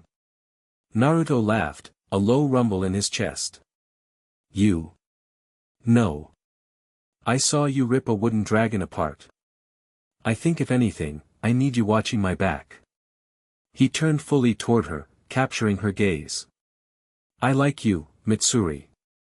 Not because you're strong, or because you're beautiful, though you are both. I like you because you care. In a world full of demons and killers, you kept your heart soft. That's the hardest thing to do. Mitsuri felt the tears prick her eyes. It was the validation she had sought her entire life. Not for her muscles, not for her appearance, but for her soul. Naruto-kun, she whispered, she leaned forward. It wasn't a rush of passion, it was a gravitational pull. Naruto met her halfway, her lips were soft, tasting of green tea and dango. It was a tentative, chaste kiss, filled with the hesitation of two people who had spent their lives fighting. Naruto's hand came up to cup the back of her head, his fingers tangling in her pink and green hair. The kiss deepened, just for a moment, before they pulled apart, foreheads resting against each other. I'm not going anywhere, Naruto whispered.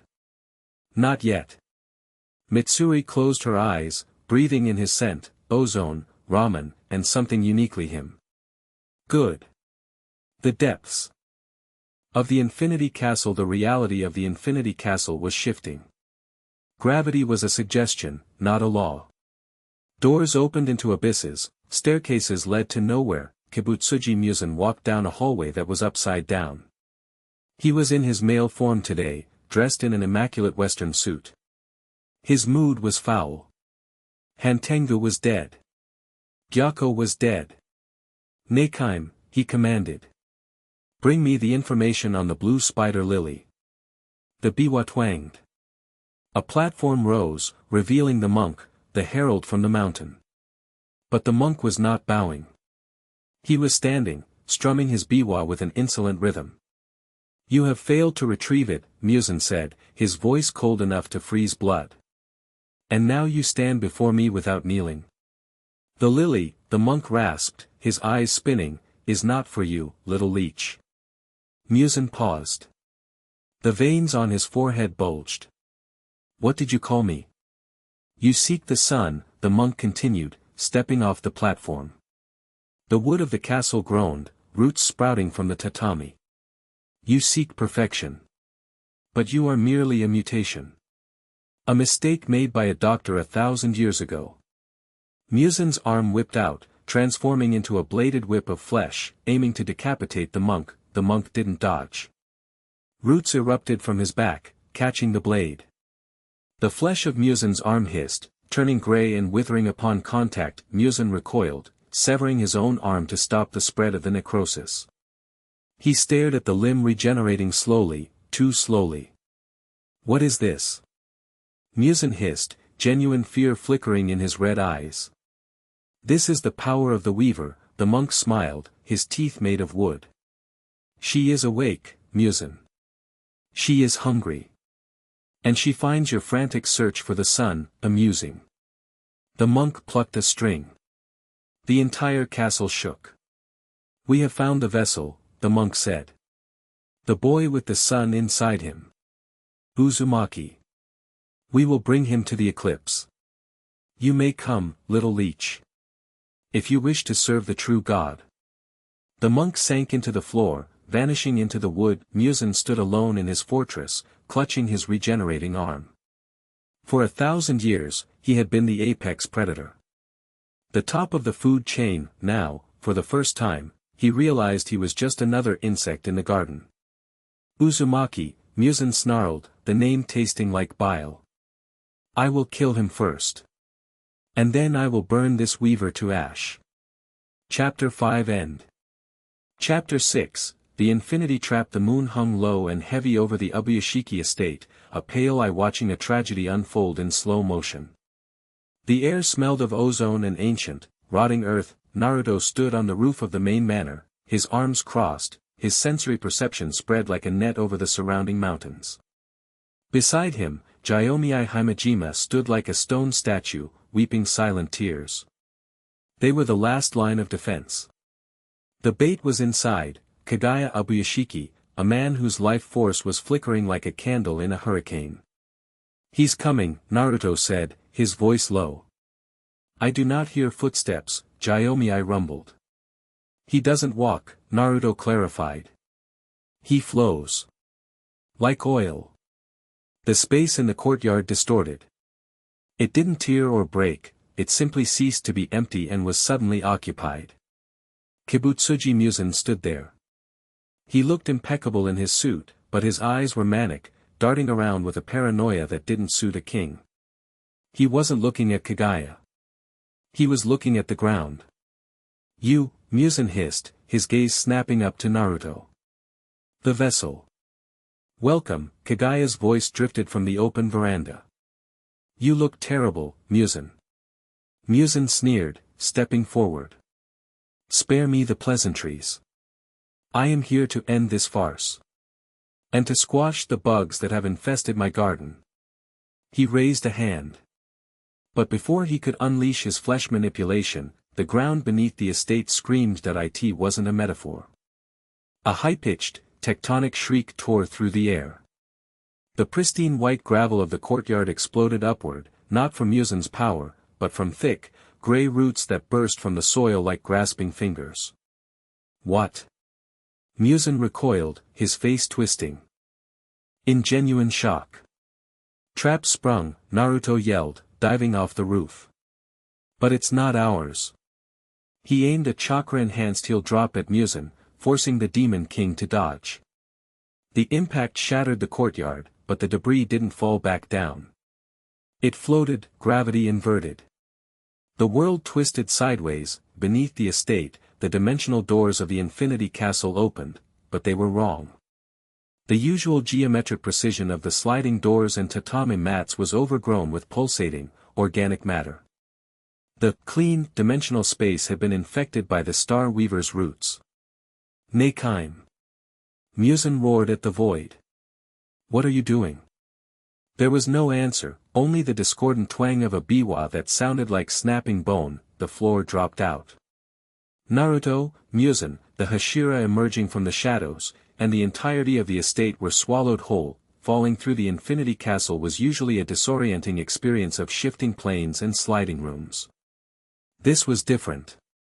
This was like falling down the throat of a living beast. The wooden platforms were slick with gray slime. The shoji screens were torn, revealing writhing flesh behind the paper. Mitsuri. Naruto bellowed, spinning in mid-air that he saw her falling 50 meters away, flailing as a cluster of roots lashed out to snag her ankle. Naruto-kun, she screamed, slashing at the roots with her sword. Naruto didn't hesitate. He kicked off a floating staircase, shattering it, and propelled himself like a missile across the chaotic void.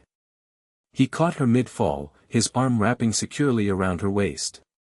Gotcha, he grunted. They crashed through a set of paper doors, tumbling across a tatami floor that was tilted at a 45-degree angle. They skidded to a halt, Naruto taking the brunt of the impact against a pillar. He shook his head, clearing the dizziness. You okay? Mitsuri sat up, checking her sword. I think so. Where are we? This doesn't look like the reports. Naruto stood, helping her up. He looked around. They were in a massive, open hall, but the ceiling was a tangle of roots that glowed with a sickly bioluminescence. The air was hot and humid. "We're in the castle," Naruto said, his eyes narrowing as he sensed the surroundings. "But something hijacked it. It feels like the inside of the god tree. A guest who knows of trees." The voice was calm, polite, and terrifyingly close. Naruto and Mitsuri spun around. Standing in the center of the hall, unaffected by the tilted gravity, was a demon with pink hair and blue tattoos striping his skin. His golden eyes burned with a martial intensity that felt heavy, like the pressure of the ocean. Upper Moon 3. Akaza that he wasn't looking at Mitsuri. He was staring at Naruto with a hunger that bordered on worship. "You have a supreme aura," Akaza said, smiling. "It radiates from you. No battle spirit. Just power. Like a natural disaster." "Akaza," Mitsuri whispered, her grip tightening on her hilt. "The one who killed Rengoku-san." Akaza flicked his eyes to her for a fraction of a second, then dismissed her. "Move aside, woman. I have no interest in the weak. My business is with the strong." Mitsuri flinched, the insult stinging worse than a slap. Naruto stepped forward, placing himself slightly in front of her. His stance was loose, deceptive. "You talk a lot," Naruto said. "For a guy wearing a vest with no shirt." Akaza laughed. He dropped into a stance, his hands open, knees bent. A snowflake pattern of blue light deployed beneath his feet, the compass needle. "Technique development," Akaza whispered. "Destructive death, compass needle." The air pressure in the room spiked. Naruto felt it instantly, a detection system that locked onto fighting spirit. "He can see my intent," Naruto murmured to Mitsuri. "Don't broadcast your attacks. Flow." "I know," Mitsuri said, her voice trembling but her eyes hardening. "I won't let him ignore me." Akaza vanished that he bridged the gap in 0 time. A fist aimed straight for Naruto's heart. Naruto caught the fist, the impact created a shockwave that blew the tatami mats off the floor. The wooden beams of the hall groaned. Naruto skidded back a few inches, his boots smoking against the floor, but he held the ground. Akaza's eyes widened. "You blocked it? Wonderful. Mitsuri, go." Naruto shouted. Mitsuri didn't need to be told twice. She vaulted over Naruto's shoulder, her sword extending into a ribbon of pink death. Breath of love, second form, love pangs.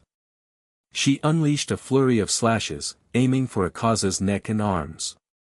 Akaza, forced to respect the speed if not the user, broke the grapple with Naruto and leaped back, dodging the blade by millimeters. "Annoying," Akaza muttered. He punched the air. Destructive death, air type. A vacuum blast shot toward Mitsuri. She couldn't block it, it was pure concussive force. Naruto blurred. He appeared in front of the blast, swiping his hand horizontally. A chakra arm manifested for a split second, deflecting the air pressure into the ceiling, bringing down a shower of debris. 2 against 1. Akaza grinned, cracking his neck. "Fine. I'll break the shield first, then enjoy the fight." He targeted Mitsuri. He moved with a fluidity that was terrifying. He ignored Naruto, weaving past him to deliver a killing blow to the weak link. Mitsuri saw him coming. The compass needle told him exactly where she would be. He aimed a punch that would shatter her ribcage, but Mitsuri Kanroji was not weak. And her muscle density was not normal. She didn't dodge. She stepped in, she trapped Akaza's arm with the coil of her sword, using the momentum to swing herself around his body like a gymnast. "I am a Hashira," she screamed. "Don't look past me." She delivered a kick to Akaza's temple. It connected with a sickening crack. Akaza's head snapped to the side, his body careening into a wall. Naruto watched, a fierce grin breaking out on his face. "That's my girl." Akaza pulled himself out of the wall. His temple was already healing, but his expression had changed. The smile was gone. He looked irritated. You hit hard, Akaza admitted, wiping blood from his ear. For a distraction. She's not a distraction, Naruto said, walking forward. Golden chakra began to bleed off him, coating his skin. His eyes turned into the cross-slit pattern. She's my partner. And if you keep ignoring her, she's going to kill you while I watch. Akaza roared, slamming his foot down. Destructive death, annihilation type. He launched himself at Naruto. This time, it was an exchange of catastrophic proportions. Naruto met Akaza blow for blow. Fists collided with Razengans. Kicks met chakra arms. The room was being dismantled around them. Mitsuri moved in the periphery, a phantom of pink steel. Every time Akaza tried to land a lethal combo on Naruto, Mitsuri's sword would flick out, slicing a tendon, blinding an eye, or forcing him to break his rhythm. They were a perfect unit. Naruto the anvil, immovable and devastating. Mitsuri the hammer, fast and relentless. Why? Akaza screamed, catching Naruto's punch and struggling against the strength. Why do you tether yourself to her? You could reach the pinned state of the Supreme. You have the power to be a god. Attachments make you weak. You're wrong, Naruto gritted out, head-butting Akaza. The sound was like a hammer hitting an anvil. Akaza stumbled back, dazed. Attachments give you a reason to stand back up, Naruto said that he formed a Rasen shuriken in his hand, the wind screeching. But Akaza sensed the danger. He deployed his compass to max intensity, reading the magnetic signature of the attack. Chaos type. Akaza launched a flurry of omnidirectional strikes to detonate the jutsu prematurely. The explosion threw them all apart. The floor finally gave way. Naruto and Mitsuri fell into the darkness below, landing on a thick, suspended root bridge over a chasm of endless doors. They were alone for a moment. The dust settled. Naruto was breathing hard. He looked at Mitsuri. Her haori was torn, and she had a nasty bruise forming on her cheek, but she was standing. You okay? Naruto asked. I'm fine, she panted. She looked at the abyss below them. Naruto-kun, this place. It goes on forever. What if we never get out? Naruto walked over to her. The golden mode faded, leaving him looking human and vulnerable. We will, he said. But what if we don't? Her voice cracked.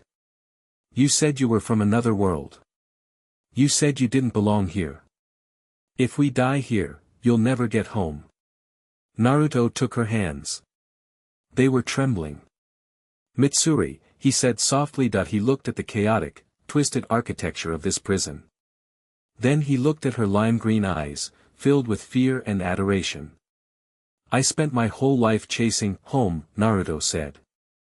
I thought it was a village. Then I thought it was a title. But standing here, in this hellhole, I realize I was wrong. He squeezed her hands. Home isn't a place. It's where, when you leave, someone waits for you. It's where you're loved. Mitsuri's breath hitched. I'm not looking for a way out anymore, Naruto whispered. I'm just looking for a way to keep you safe. Because as long as I'm with you, I am home. Tears spilled over Mitsuri's cheeks. She didn't say anything.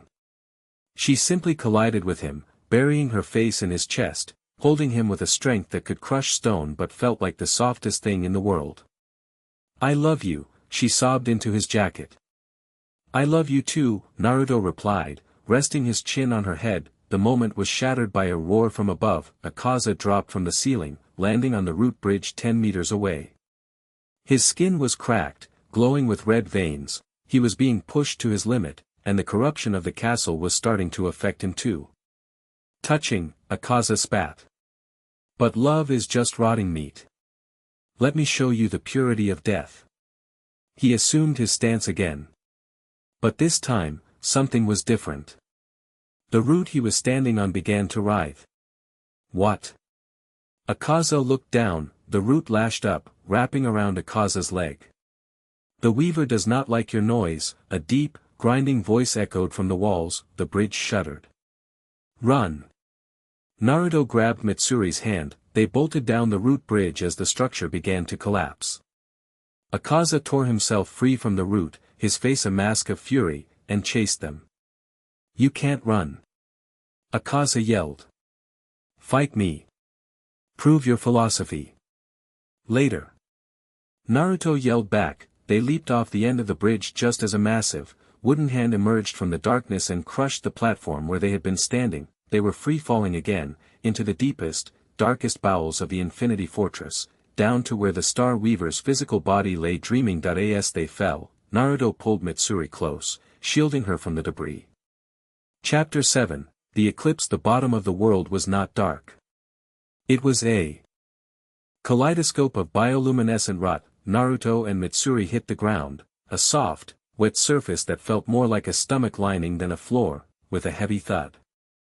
Naruto took the brunt of the impact, his chakra arms flaring out at the last second to cushion the fall, creating a crater in the fleshy moss. The air here was thick, tasting of copper and old incense.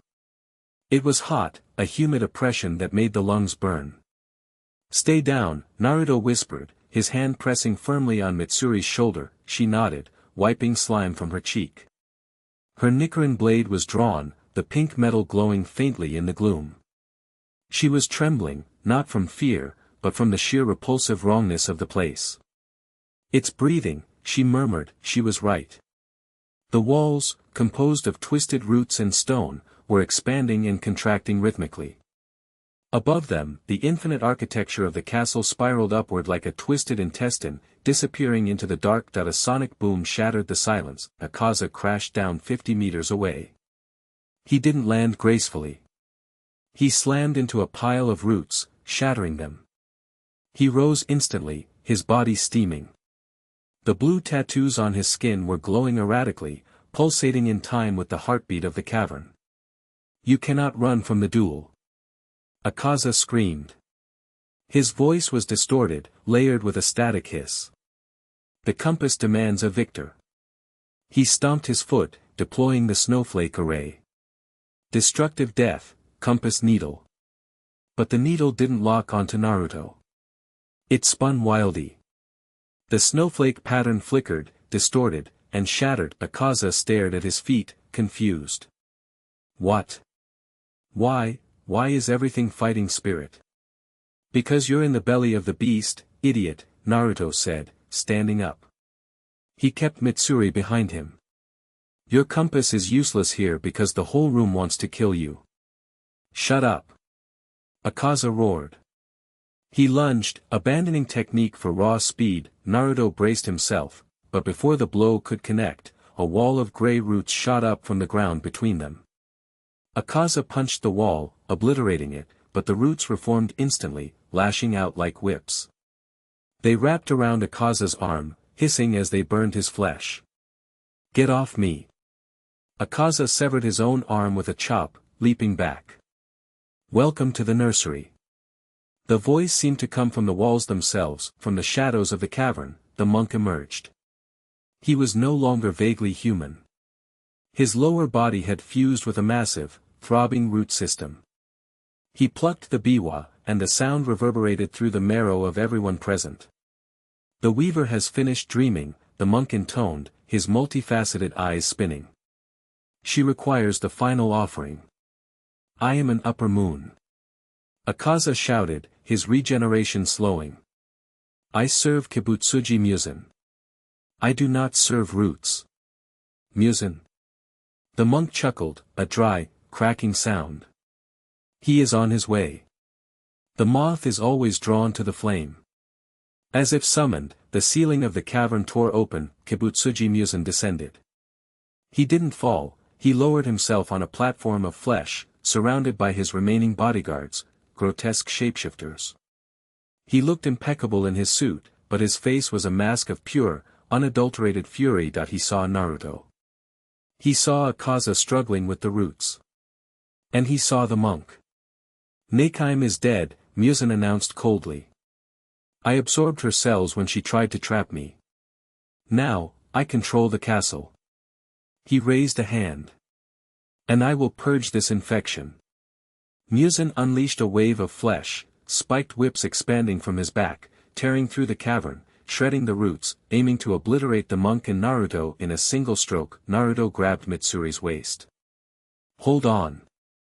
He channeled Kurama's chakra into his legs and jumped, sticking to the underside of a massive root archway as Muzan's attack decimated the floor below. The monk didn't dodge.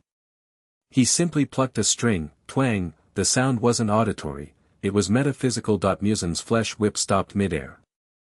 They turned gray. The necrosis spread instantly back toward Muzan's body. What? Muzan gasped, severing the whips. My cells, they are being overridden. You are not the king, the monk whispered. You are the seed. You carried the blue spider lily's curse for 1,000 years, concentrating the power, refining it. You are the perfect battery. The ground beneath Muzan exploded. It wasn't an attack. It was a mouth. A colossal flower, made of flesh, bone, and starlight-veined petals, erupted from the deep earth. It swallowed Muzan's platform whole. Muzan screamed, a sound of genuine terror that no human had ever heard. Akaza. Kill it. Help me. Akaza froze. His master, the invincible progenitor, was begging. The absolute ceiling of power was being eaten like a fly. No. Akaza whispered, stepping back. This isn't strength. This is just hunger. The flower closed. For a second, there was silence. Then, the flower began to pulse. It shrank, compressing, transforming. The petals peeled back to reveal a figure. She was tall, floating a foot off the ground. Her skin was the color of moonlight. She wore a robe woven from the gray roots, but it shimmered with a celestial pattern. Her hair was white, cascading to the floor, dragging behind her like a bridal train of roots, but it was her eyes that stopped Naruto's heart. They were blank. No pupil. No iris. Just pools of white light. And in the center of her forehead, a third eye was opening, red, with concentric circles. Kaguya. Naruto breathed, the name tasting like ash. But, wrong. She's empty. This wasn't the rabbit goddess he knew. This was Kaguya no Mikoto, the Star Weaver. A planetary parasite that had failed to bloom eons ago and had been rotting in the earth, waiting for a spark. Naruto was the spark. The entity turned her head. She didn't look at Akaza. She didn't look at the monk. She looked directly at Naruto. Son, she spoke. Her voice was the sound of tectonic plates grinding. Warm. Naruto-kun, Mitsuri whimpered, clutching his jacket. The pressure radiating from the entity was heavy enough to crack the stone beneath them. I can't breathe. Don't look at her eyes, Naruto commanded, dropping from the ceiling and landing in a defensive crouch. He flared his chakra, creating a golden barrier around them to push back the crushing intent. Akaza. The weaver pointed a pale finger at the upper moon. Akaza didn't move. He couldn't. Submit, she commanded. Roots burst from Akaza's chest. He gagged, blood spraying. He didn't die. He changed. His pink hair turned gray. His muscles expanded, tearing his skin. His eyes multiplied, spreading across his face that he fell to his knees, his individuality erased, replaced by a mindless drone of the weaver. He was no longer a martial artist. He was a weapon. She's turning them, Naruto realized. She's assimilating the demons. The weaver turned back to Naruto. She raised a hand. Return the chakra, she said. Gravity multiplied by 100. Naruto hit the ground, his knees cracking the rock. Mitsuri cried out, forced flat against the floor. Damn it! Naruto gritted his teeth, forcing himself up on one knee. The weight was immense. It was a sealing jutsu, or this world's equivalent, a divine suppression. Kurama.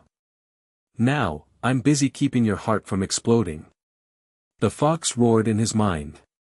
This thing is draining the planet to crush us. Use the 6 paths mode. Burn it out, Naruto roared, and the golden cloak turned into a blaze of fire. Truth-seeking orbs manifested behind his back, only 3 remnants of his old power, but enough. He pushed back against the gravity. He stood up, the weaver tilted her head. Resistance. I don't like people telling me what to do, Naruto growled. His eyes were a cross of gold and orange. And I really hate people who eat their friends. He vanished. He appeared in front of the weaver, a Rasengan formed of pure magnet style, patterned with sealing markings, in his hand. Sage art, magnet release Rasengan. He slammed it into her chest. The impact should have shattered a mountain. Instead, the weaver's body rippled like water. She absorbed the impact. She smiled. It was a horrible, empty expression. Tasty. She grabbed Naruto's wrist. Naruto felt his chakra being ripped out of his coils. It wasn't a drain, it was a flood. She was drinking him dry. Naruto-kun. Mitsuri moved, despite the crushing gravity, despite the terror that had frozen the strongest demons in existence. The love Hashira moved. She didn't attack the weaver. She attacked the connection. Breath of love, 4th form, cat-legged winds of love. Her blade, gleaming with a desperate pink light, whipped around the weaver's arm. She pulled with everything she had, using the leverage of the roots on the ground. Let him go, she screamed. The weaver looked at Mitsuri, annoyed. Insect. The weaver flicked a finger. A shockwave of pure force blasted Mitsuri backward. She slammed into the cavern wall, sliding down, limp. Mitsuri. Naruto screamed. The sight of her falling, limp, bleeding, silent, snapped something inside him. The careful control, the measured response of the Hokage. It vanished. The red chakra bubbled up. Not the warm gold of the partnership, but the searing, acidic red of the angry beast. Don't lose it, Naruto. Kurama warned. Shut up, Naruto snarled back. Naruto ripped his hand free from the weaver, tearing the skin of her palm. He didn't retreat. He grabbed her face with his other hand. You hurt her, Naruto whispered. He channeled nature energy, but he didn't balance it. He poured raw, volatile chaos into the weaver's system. Frog Kumite, overload. He punched her. This time, the shockwave hurt her. The chaotic nature energy disrupted her control over the local space. The gravity field shattered. The weaver shrieked, stumbling back, clutching her face where the energy burned like acid. Naruto didn't let up. He turned to the wall where Mitsuri lay. He formed a shadow clone. Get her out, Naruto ordered the clone. Topside. Now. The clone grabbed Mitsuri's unconscious body and flickered away, using the confusion to escape up the spiraling ruins of the castle. Naruto turned back to the weaver and the mutated Akaza. The cavern was shaking. The roots were screaming. The weaver was regenerating, her face knitting back together, her expression shifting from emptiness to rage. You, she hissed. You are not food. You are poison. I'm the guy who's going to put you back in the dirt, Naruto said. He clapped his hands together. Multi-shadow clone jutsu. 200 Narutos erupted into the cavern. They filled the space, climbing the walls, hanging from the roots, crowding the floor. Let's go, the army of Narutos yelled in unison. It was a distraction. A massive, chaotic brawl to buy time for the clone carrying Mitsuri to clear the blast radius. The weaver raised both hands. The ceiling of the cavern began to glow red. Planetary devastation, inverted. Instead of pulling rocks up, she brought the ceiling down. The entire Infinity Castle, the miles of twisting rooms and corridors, began to collapse inward, compressing into a single point. Naruto, the surface, sunrise. The sun broke over the horizon, bathing the mountains in golden light. But the slayers gathered at the Ubuyashiki estate didn't feel the warmth. They watched in horror as the ground 5 miles away bulged. It looked like a boil on the earth. Trees were swallowed. Rocks were pulverized. Then, the earth tore open. A massive, gray tree trunk erupted from the ground. It pierced the clouds in seconds, its branches spreading out like jagged lightning frozen in wood. It wasn't green, it was the color of dead bone. Hanging from the branches were not leaves, but cocoon-like pods. "What is that?" Sanemi whispered, his sword hanging loosely in his hand. From the base of the tree, a cloud of dust exploded outward. A figure burst from the dust cloud, carrying a woman in his arms. It was the Naruto clone. He skid across the shaking ground, his chakra fading rapidly. He laid Mitsuri on the grass near the Hashira. She was breathing, but barely. "Naruto." Tanjiro ran forward. "Where is the real one?" The clone looked at the massive tree looming over them. He looked at Tanjiro, then at the unconscious Mitsuri. "Inside," the clone said, his voice flickering. "He's holding it back. If he lets go, that tree eats the world." The clone poofed into smoke. At the same moment, a shockwave rippled from the tree. The bark peeled back to reveal a face embedded in the trunk, massive, goddess-like, and sleeping. Inside the tree, trapped in the core, the real Naruto was encased in crystal. He was in a meditative pose, his eyes closed, his hands clasped. He was pouring every ounce of his chakra into the tree's network, fighting a mental and spiritual war to keep the weaver dormant, to keep her from waking fully and consuming the planet. He was the cork in the bottle, and he was completely alone. Chapter 7 End. Chapter 8, Breathing of the sun and stars. The sky had turned the color of a bruised plum. It wasn't night, but it wasn't day. The sun had been swallowed, not by the moon, but by the colossal, bone-white canopy of the great tree that now dominated the horizon. It stood 5 miles high, a skeletal hand grasping at the heavens, its shadow casting a pall over the entirety of Japan. Beneath it, the land was dying. Sanemi Shinazugawa stood on the ridge overlooking the valley where the tree had erupted. The wind whipped his white hair, carrying with it the scent of ash and dry rot. "It's spreading," he rasped, his voice barely audible over the rumbling of the earth. Below them, gray roots thick as houses were churning the soil, moving like subterranean leviathans. Where they touched, the green of the forest turned to dust. Rivers evaporated into steam. The tree was drinking the world. "We cannot fight a mountain," Jutomioka said, stepping up beside him. His usually stoic face was pale, his grip on his katana white-knuckled. "Even with the marks, this is beyond us. We don't have a choice." Sanemi snapped, though the fire in his eyes was dimmed by the sheer scale of the despair. "We fight or we become fertilizer. Those are the options." Behind them, the survivors of the Slayer Corps were regrouping. It was a ragtag army, injured, terrified, and leaderless. Kagaya Ubuyashiki was gone, consumed in the initial trap. The command structure was decapitated. "Where is she?" Abanai Igiro's voice cut through the wind. He was kneeling on the grass, his haori stained with dirt. Lying before him was Mitsuri Kanroji. She hadn't moved since the clone delivered her. Her breathing was shallow, her skin cold. The shock of the weaver's attack had disrupted her internal rhythm. "She's alive," Shinobu Kocho said, her hands glowing with a faint medical jutsu Naruto had tried to teach her weeks ago, imperfect, but functional. "But her spirit is quiet. She took a direct hit from a god." "And the fox?" Sanemi asked, looking at the tree. "Is he dead?" "No," a deep, resonant voice answered. Jyomiai Himejima stood like a monolith, his blind eyes streaming tears. He pointed his axe toward the trunk of the massive tree. "Can you not feel it?" Jyomiai rumbled. "The air is vibrating. He is inside. He is screaming without a voice." Inside the core there was no light here. Only pressure. Naruto floated in a void of amber crystal. He couldn't move his limbs. He couldn't blink. He was encased in the heart of the Star Weaver, a foreign object lodged in her throat. His mind was a battlefield. "Give up," the Weaver's voice echoed, not in his ears, but in his atoms.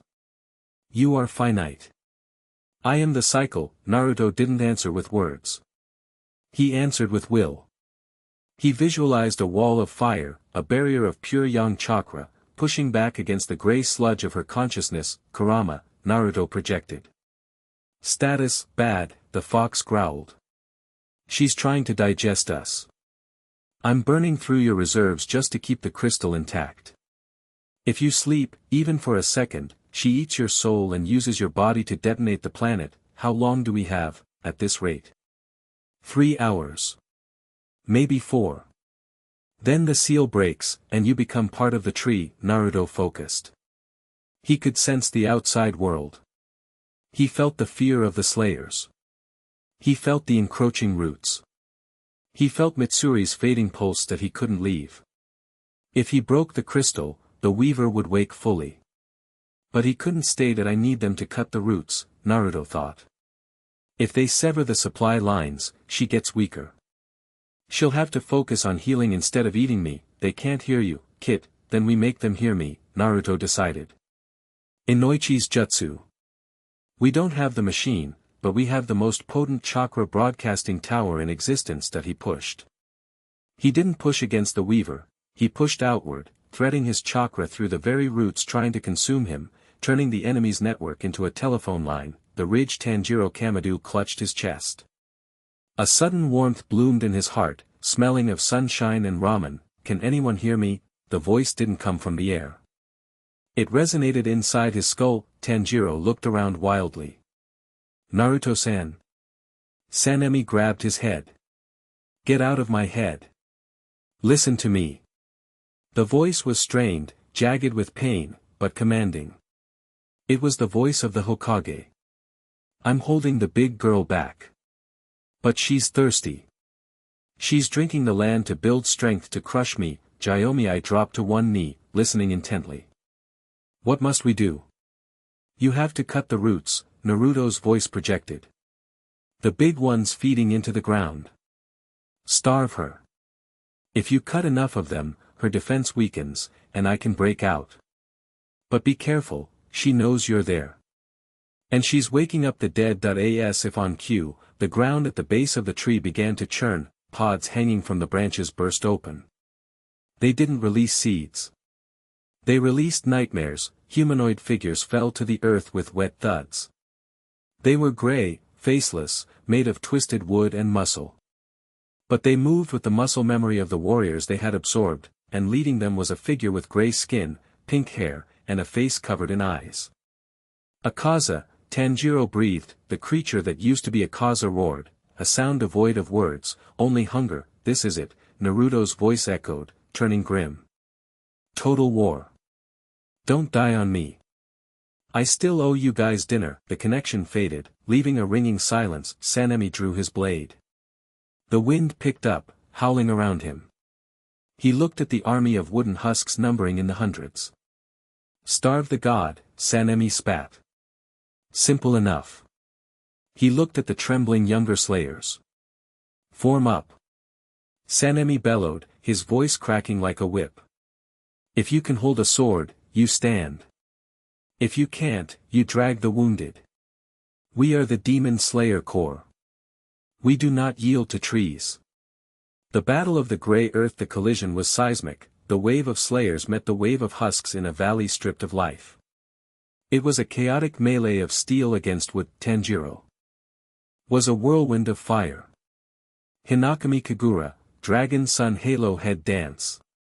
He weaved through the mob, decapitating husks. But unlike demons, they didn't disintegrate. The severed heads tried to bite, the bodies kept swinging. Smash the cores. Tanjiro yelled.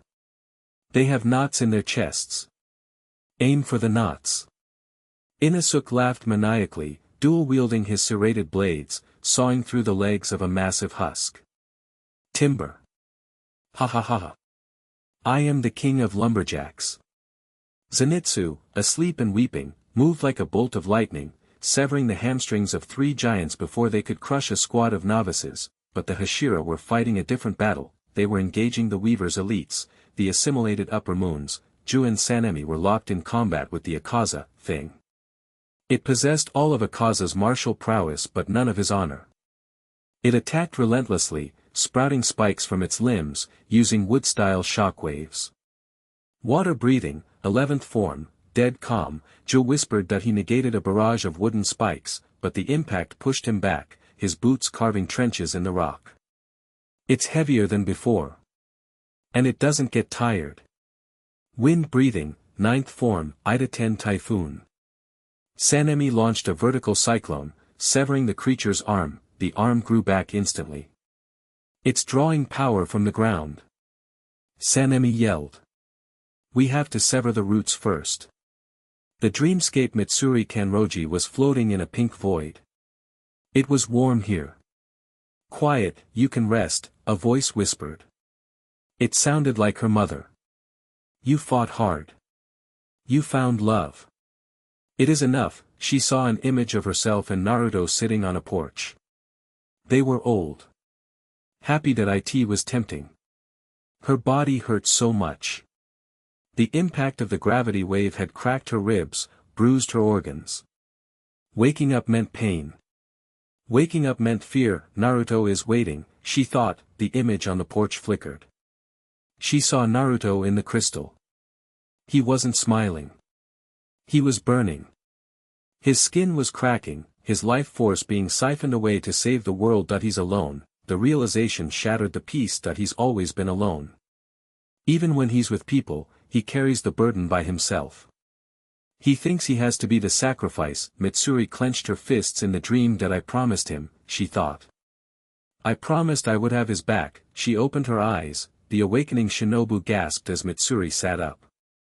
Kanroji-san. You shouldn't move. Your ribs, where is my sword? Mitsuri asked. Her voice wasn't high or airy. It was flat. Deadly. Mitsuri. Abanai, who had returned to check on her, stepped forward. You can't fight. You're barely holding together. Mitsuri ignored him. She saw her flexible blade lying in the grass. She grabbed it. She stood up.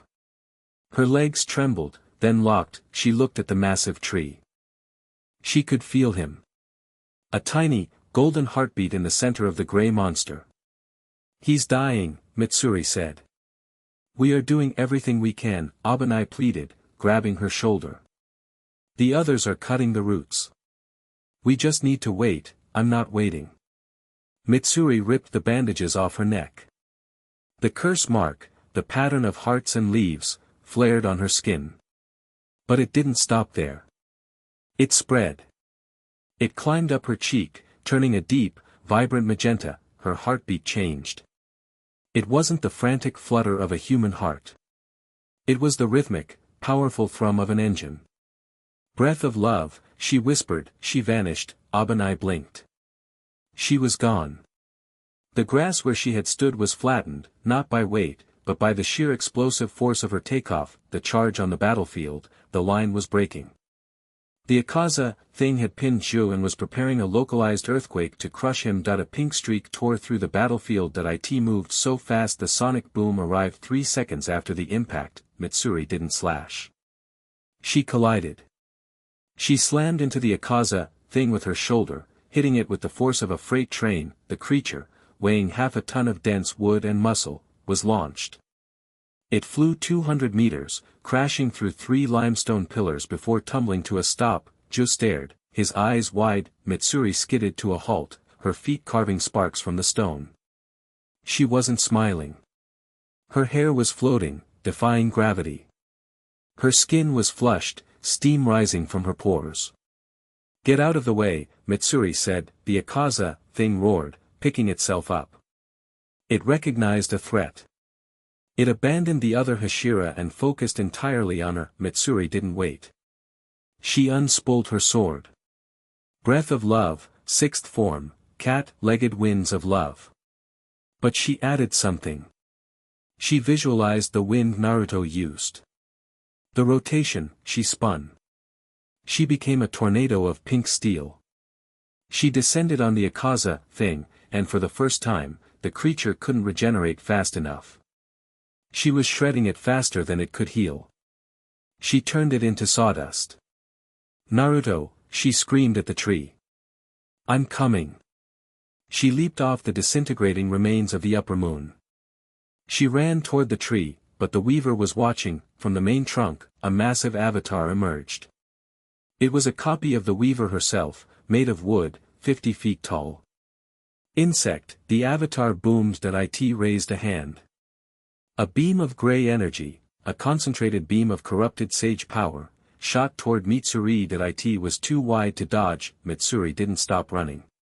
She grit her teeth, tears streaming down her face from the sheer physical exertion. That I love him. I love him. I love him. She prepared to tank the hit, to cut through it, even if it burned her to ash. Inside the core. Naruto's eyes snapped open. No, he felt her intent. He felt her running into the fire for him. Kurama. Unlock the gate, you'll destabilize the crystal, I don't care. Send it to her. All of it. Naruto slammed his palms against the inside of his crystal prison. He didn't break the physical barrier. He broke the chakra barrier. He reached out across the connection he had established. He found the bright pink flame that was Mitsuri. And he poured the sun into it. The transformation. The gray beam hit Mitsuri, there was a blinding flash. Abanai screamed her name, but when the light faded, there was no ash, there was a sun. Mitsuri stood there. But she had changed. A cloak of chakra enveloped her. It wasn't the jagged red of a tailed beast, nor the pure yellow of Naruto's standard mode. It was pink. A deep, neon pink, rimmed with gold. 6 Magatama markings floated around her collarbone. Her hair had grown longer, turning pure white at the tips, floating in an ethereal halo. Her sword was no longer steel, it was coated in pure, solidified light. She looked down at her hands. She could feel him. He was in her. His warmth, his power, his protection. Go, Naruto's voice whispered in her ear. Show them what we can do. Mitsuri looked up at the giant wooden avatar. She smiled. A true, terrifying, beautiful smile. Breath of love, she said, her voice echoing with a dual resonance, hers and the fox's. Seventh form, twin, heart solar waltz. She moved, she didn't run. She flashed, she appeared behind the 50-foot avatar. She sheathed her sword. For a second, nothing happened, then, the avatar split. Not in two. In thousands of pieces. A grid of golden light appeared on its body, and it simply fell apart, the cuts cauterized by solar chakra. Mitsuri didn't stop. She aimed for the trunk of the great tree. Hashira. Gyomii roared, seeing the opening. Rally to the love Hashira. She is the spear tip. Charge. The Slayer core roared. The despair vanished, replaced by awe. They followed the pink star. Mitsuri reached the base of the tree. The roots lashed out, thousands of them. She danced, with the sensory precognition of Kurama and the flexibility of her own body. She was untouchable.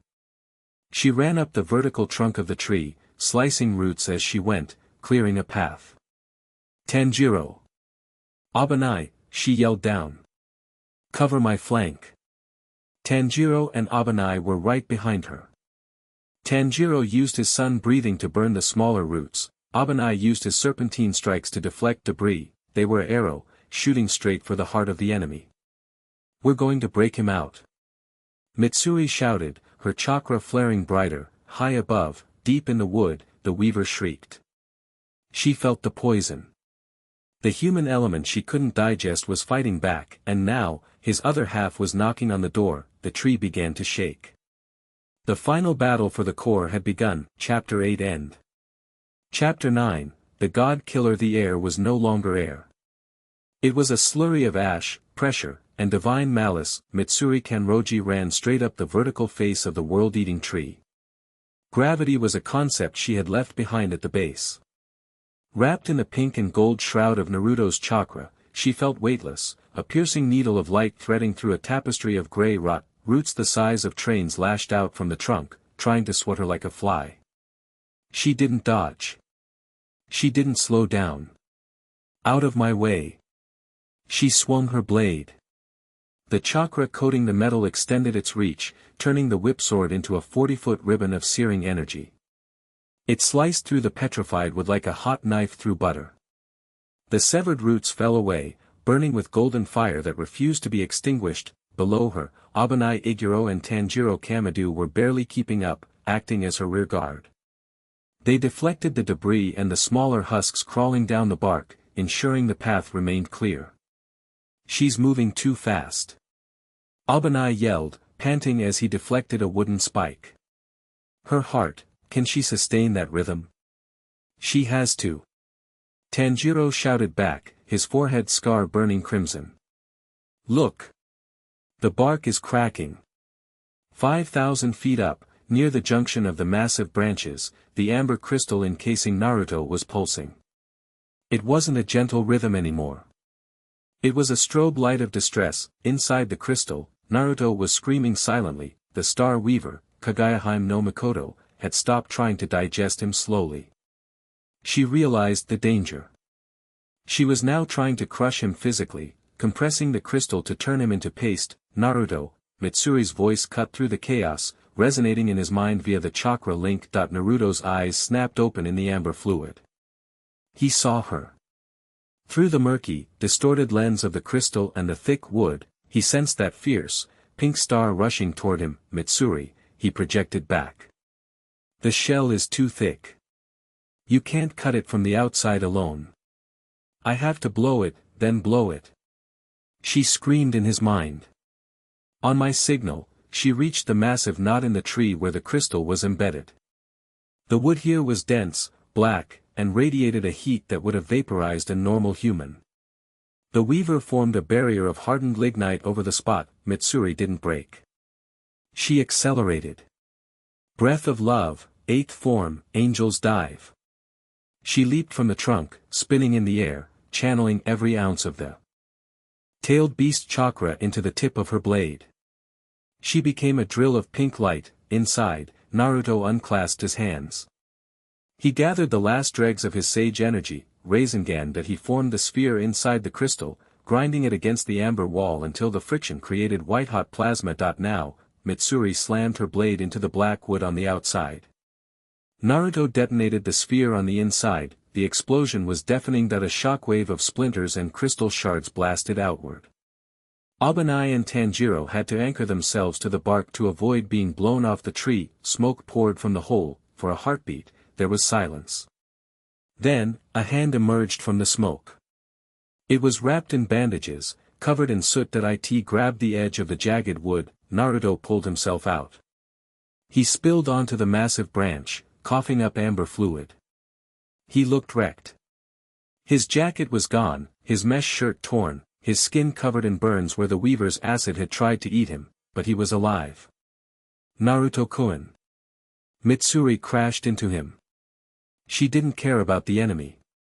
She wrapped her arms around his neck, burying her face in his shoulder. The pink chakra cloak around her flickered, stabilizing as it reconnected with its source. Naruto hugged her back, holding her so tight his knuckles turned white. He breathed in the scent of her hair, grounding himself. "You came," he rasped, his voice rough. "You crazy girl. You actually ran up a god." "You were alone," she sobbed, pulling back to look at his face. "I told you. Never alone." How touching. The entire tree shuddered. The wood above them began to twist. It didn't form an avatar this time. The tree opened. The trunk split down the middle, peeling back like a gruesome banana. From the core of the tree, the Star Weaver floated out. She was fully awake now. She was 50 feet tall, her lower body a mass of roots that trailed back into the tree's heart. Her skin was alabaster, her third eye wide open and bleeding red light. She looked down at the two humans standing on the branch with a mixture of confusion and absolute loathing. "You broke my shell," the weaver said. Her voice made the air vibrate, causing Mitsuri's nose to bleed slightly. "You stole my chakra. And you use it to hug." She raised a hand. The sky above them turned black. "Die together, then." Massive spears of gray wood, tipped with bone, materialized in the air around her. Hundreds of them. Move! Naruto roared that he grabbed Mitsuri's hand. They didn't run away, they ran at her, the spears rained down that it was a dance of death. Naruto and Mitsuri moved in perfect sync, a binary star system of combat. When a spear aimed for Naruto, Mitsuri was there, her flexible blade slapping it aside or slicing it in half. When a cluster of roots tried to grab Mitsuri from below, Naruto was there, blasting them with a Rasengan or crushing them with a chakra arm. They leaped from branch to branch, closing the distance to the weaver's main body. "She's too big," Mitsuri yelled over the wind. "We can't hit a vital point if we can't reach it. We bring her down to our size," Naruto yelled. "Tanjiro! Abanai! Now!" Far below, Tanjiro and Abanai heard the command. They had been preparing. Breath of the sun, solar heat haze. Tanjiro unleashed a massive wave of fire at the roots tethering the weaver to the tree. Serpent-breathing, twin-headed reptile. Abanai threw his sword, which curved impossibly, severing the tension cables of the root system. The weaver lurched. Her connection to the earth was destabilized. "Insolence!" she shrieked, looking down. "Eyes on me, Grandma!" Naruto shouted that he jumped. He didn't jump at her face. He jumped above her. He crossed his fingers. Multi-shadow clone jutsu. 1,000 Narutos appeared in the sky. But they weren't attacking. They grabbed each other's hands, forming a massive chain, a net of bodies. "Whip!" The real Naruto yelled that he channeled wine style into the clone chain. Mitsuri understood instantly. She threw her sword. It wrapped around the ankle of the lowest Naruto clone. Love breathing, heavy metal. Whiplash. She swung. She used the clone chain as an extension of her sword. 1,000 Narutos swung downward like a massive flail. The weaver tried to block, but the sheer mass and momentum broke her guard. The chain of clones slammed into her head, smashing her downward. She crashed onto the massive branch where Mitsuri stood, the impact cracking the wood for a mile. The weaver was dazed, shrinking down to a more manageable human size, though still 10 feet tall, to conserve density. She stood up, her face twisting into a snarl. "I will eat your hearts," she screamed. She clapped her hands. Wood style, deep forest bloom. Giant flowers erupted from the branch. They opened, releasing a thick, yellow pollen. "Don't breathe it," Naruto warned, landing beside Mitsuri. "It paralyzes the nervous system." He spun his hand. Wind style, Raisin Shuriken. The screeching shuriken of wind formed in his palm. He expanded it, creating a vacuum that sucked the pollen away and shredded the flowers, but the weaver used the cover of the wind. She lunged through the debris, her hand transformed into a spear, aiming straight for Mitsuri's chest. Naruto saw it. He couldn't block it in time. He stepped in front of it. Thunk, the wooden spear pierced Naruto's shoulder, pinning him to the trunk of the tree. "Naruto!" Mitsuri screamed. The weaver smiled. "One down." She raised her other hand to decapitate him. Naruto didn't scream. He grit his teeth, grabbing the spear that was impaling him. His golden eyes burned. "I'm not down," Naruto growled. "I'm the anchor." He channeled chakra into the spear. "Kurama. Hold her." Gold chakra flowed from Naruto's wound into the weaver's arm, acting like a magnet. She tried to pull back, but she was stuck. "Mitsuri!" Naruto roared. "She's open. End it." Mitsuri looked at Naruto pinned to the tree. She looked at the weaver, who was struggling to free herself from Naruto's grip. She didn't hesitate. She didn't panic. She focused, she sheathed her sword, she lowered her stance. She breathed in. The air tasted of ash, but also of hope. The pink chakra around her flared, condensing. It didn't look like fire anymore. It looked like petals. "Breath of love, final form," she whispered. She kicked off the wood. The force was so great the branch disintegrated beneath her feet, she became a beam of light. The weaver saw her coming. She saw the death in the girl's eyes. She opened her mouth to fire a beam of energy. Too slow, Mitsuri drew her blade. Cat-legged winds of love, Godslayer dance. It wasn't one cut. It was 1,000 cuts in the span of a single heartbeat. She passed through the weaver. Mitsuri landed behind the entity, skidding to a halt, her sword snapping back into its sheath with a final click. For a second, nothing happened. Then, the weaver's arm, the one Naruto was holding, fell off, then her other arm. Then her wings. A grid of pink light appeared on the weaver's body. Impossible, the weaver whispered. Her voice was faint, crumbling. I am, the star, you're just a weed, Naruto said, ripping the spear out of his shoulder with a grunt of pain. The wound steamed, healing instantly. He walked up to the weaver. She was paralyzed, her regenerative factor overwhelmed by the love-breathing's frequency, which attacked the cellular bonds. Naruto placed his hand on her chest. Rasengan. No shout. No drama. Just a quiet, focused rotation of energy. He pushed, the weaver's core shattered, her body dissolved. It didn't turn to ash, it turned into light, particles of stolen energy being released back into the atmosphere. The massive tree beneath them groaned. Without the weaver's will holding it together, the structure began to fail. The mile-high construct started to crumble. We need to go. Naruto yelled. He grabbed Mitsuri, who was swaying, her chakra mode fading as exhaustion hit her. He scooped her up in his arms. Hold on. He leaped off the disintegrating branch, plummeting into the free fall as the great tree collapsed in on itself. A mountain of dead wood falling to the earth. The descent. The fall was chaotic.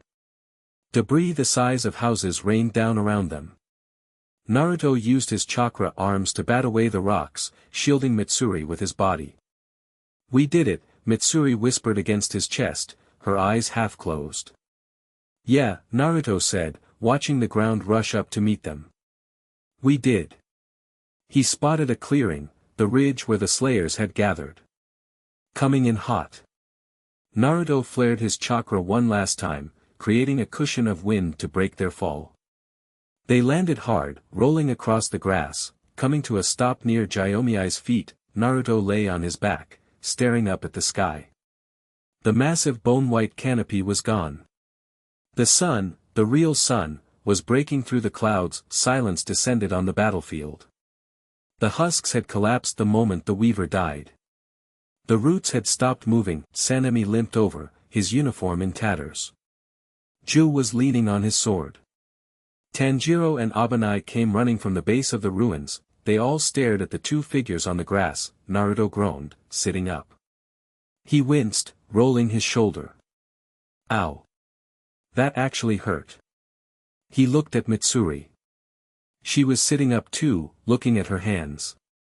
The pink marks on her skin were fading.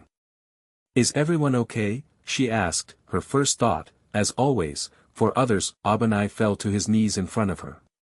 He didn't care about the others. He reached out, his hands hovering over her face, terrified to touch her and confirm she was real. You. Abanai choked out. You flew. Mitsuri smiled, tired but radiant. Naruto-kun gave me a lift. Naruto grinned, giving a thumbs up. Teamwork. Suddenly, Naruto gasped. He clutched his chest, doubling over. The golden pigment around his eyes vanished instantly. Naruto. Tanjiro cried out. Naruto coughed, and blood splattered onto the grass. It wasn't red. It was black. Kurama, we burned too much. The fox's voice was faint, receding. The dimensional rift, the connection to the weaver, it took a toll. Kit. My chakra is empty.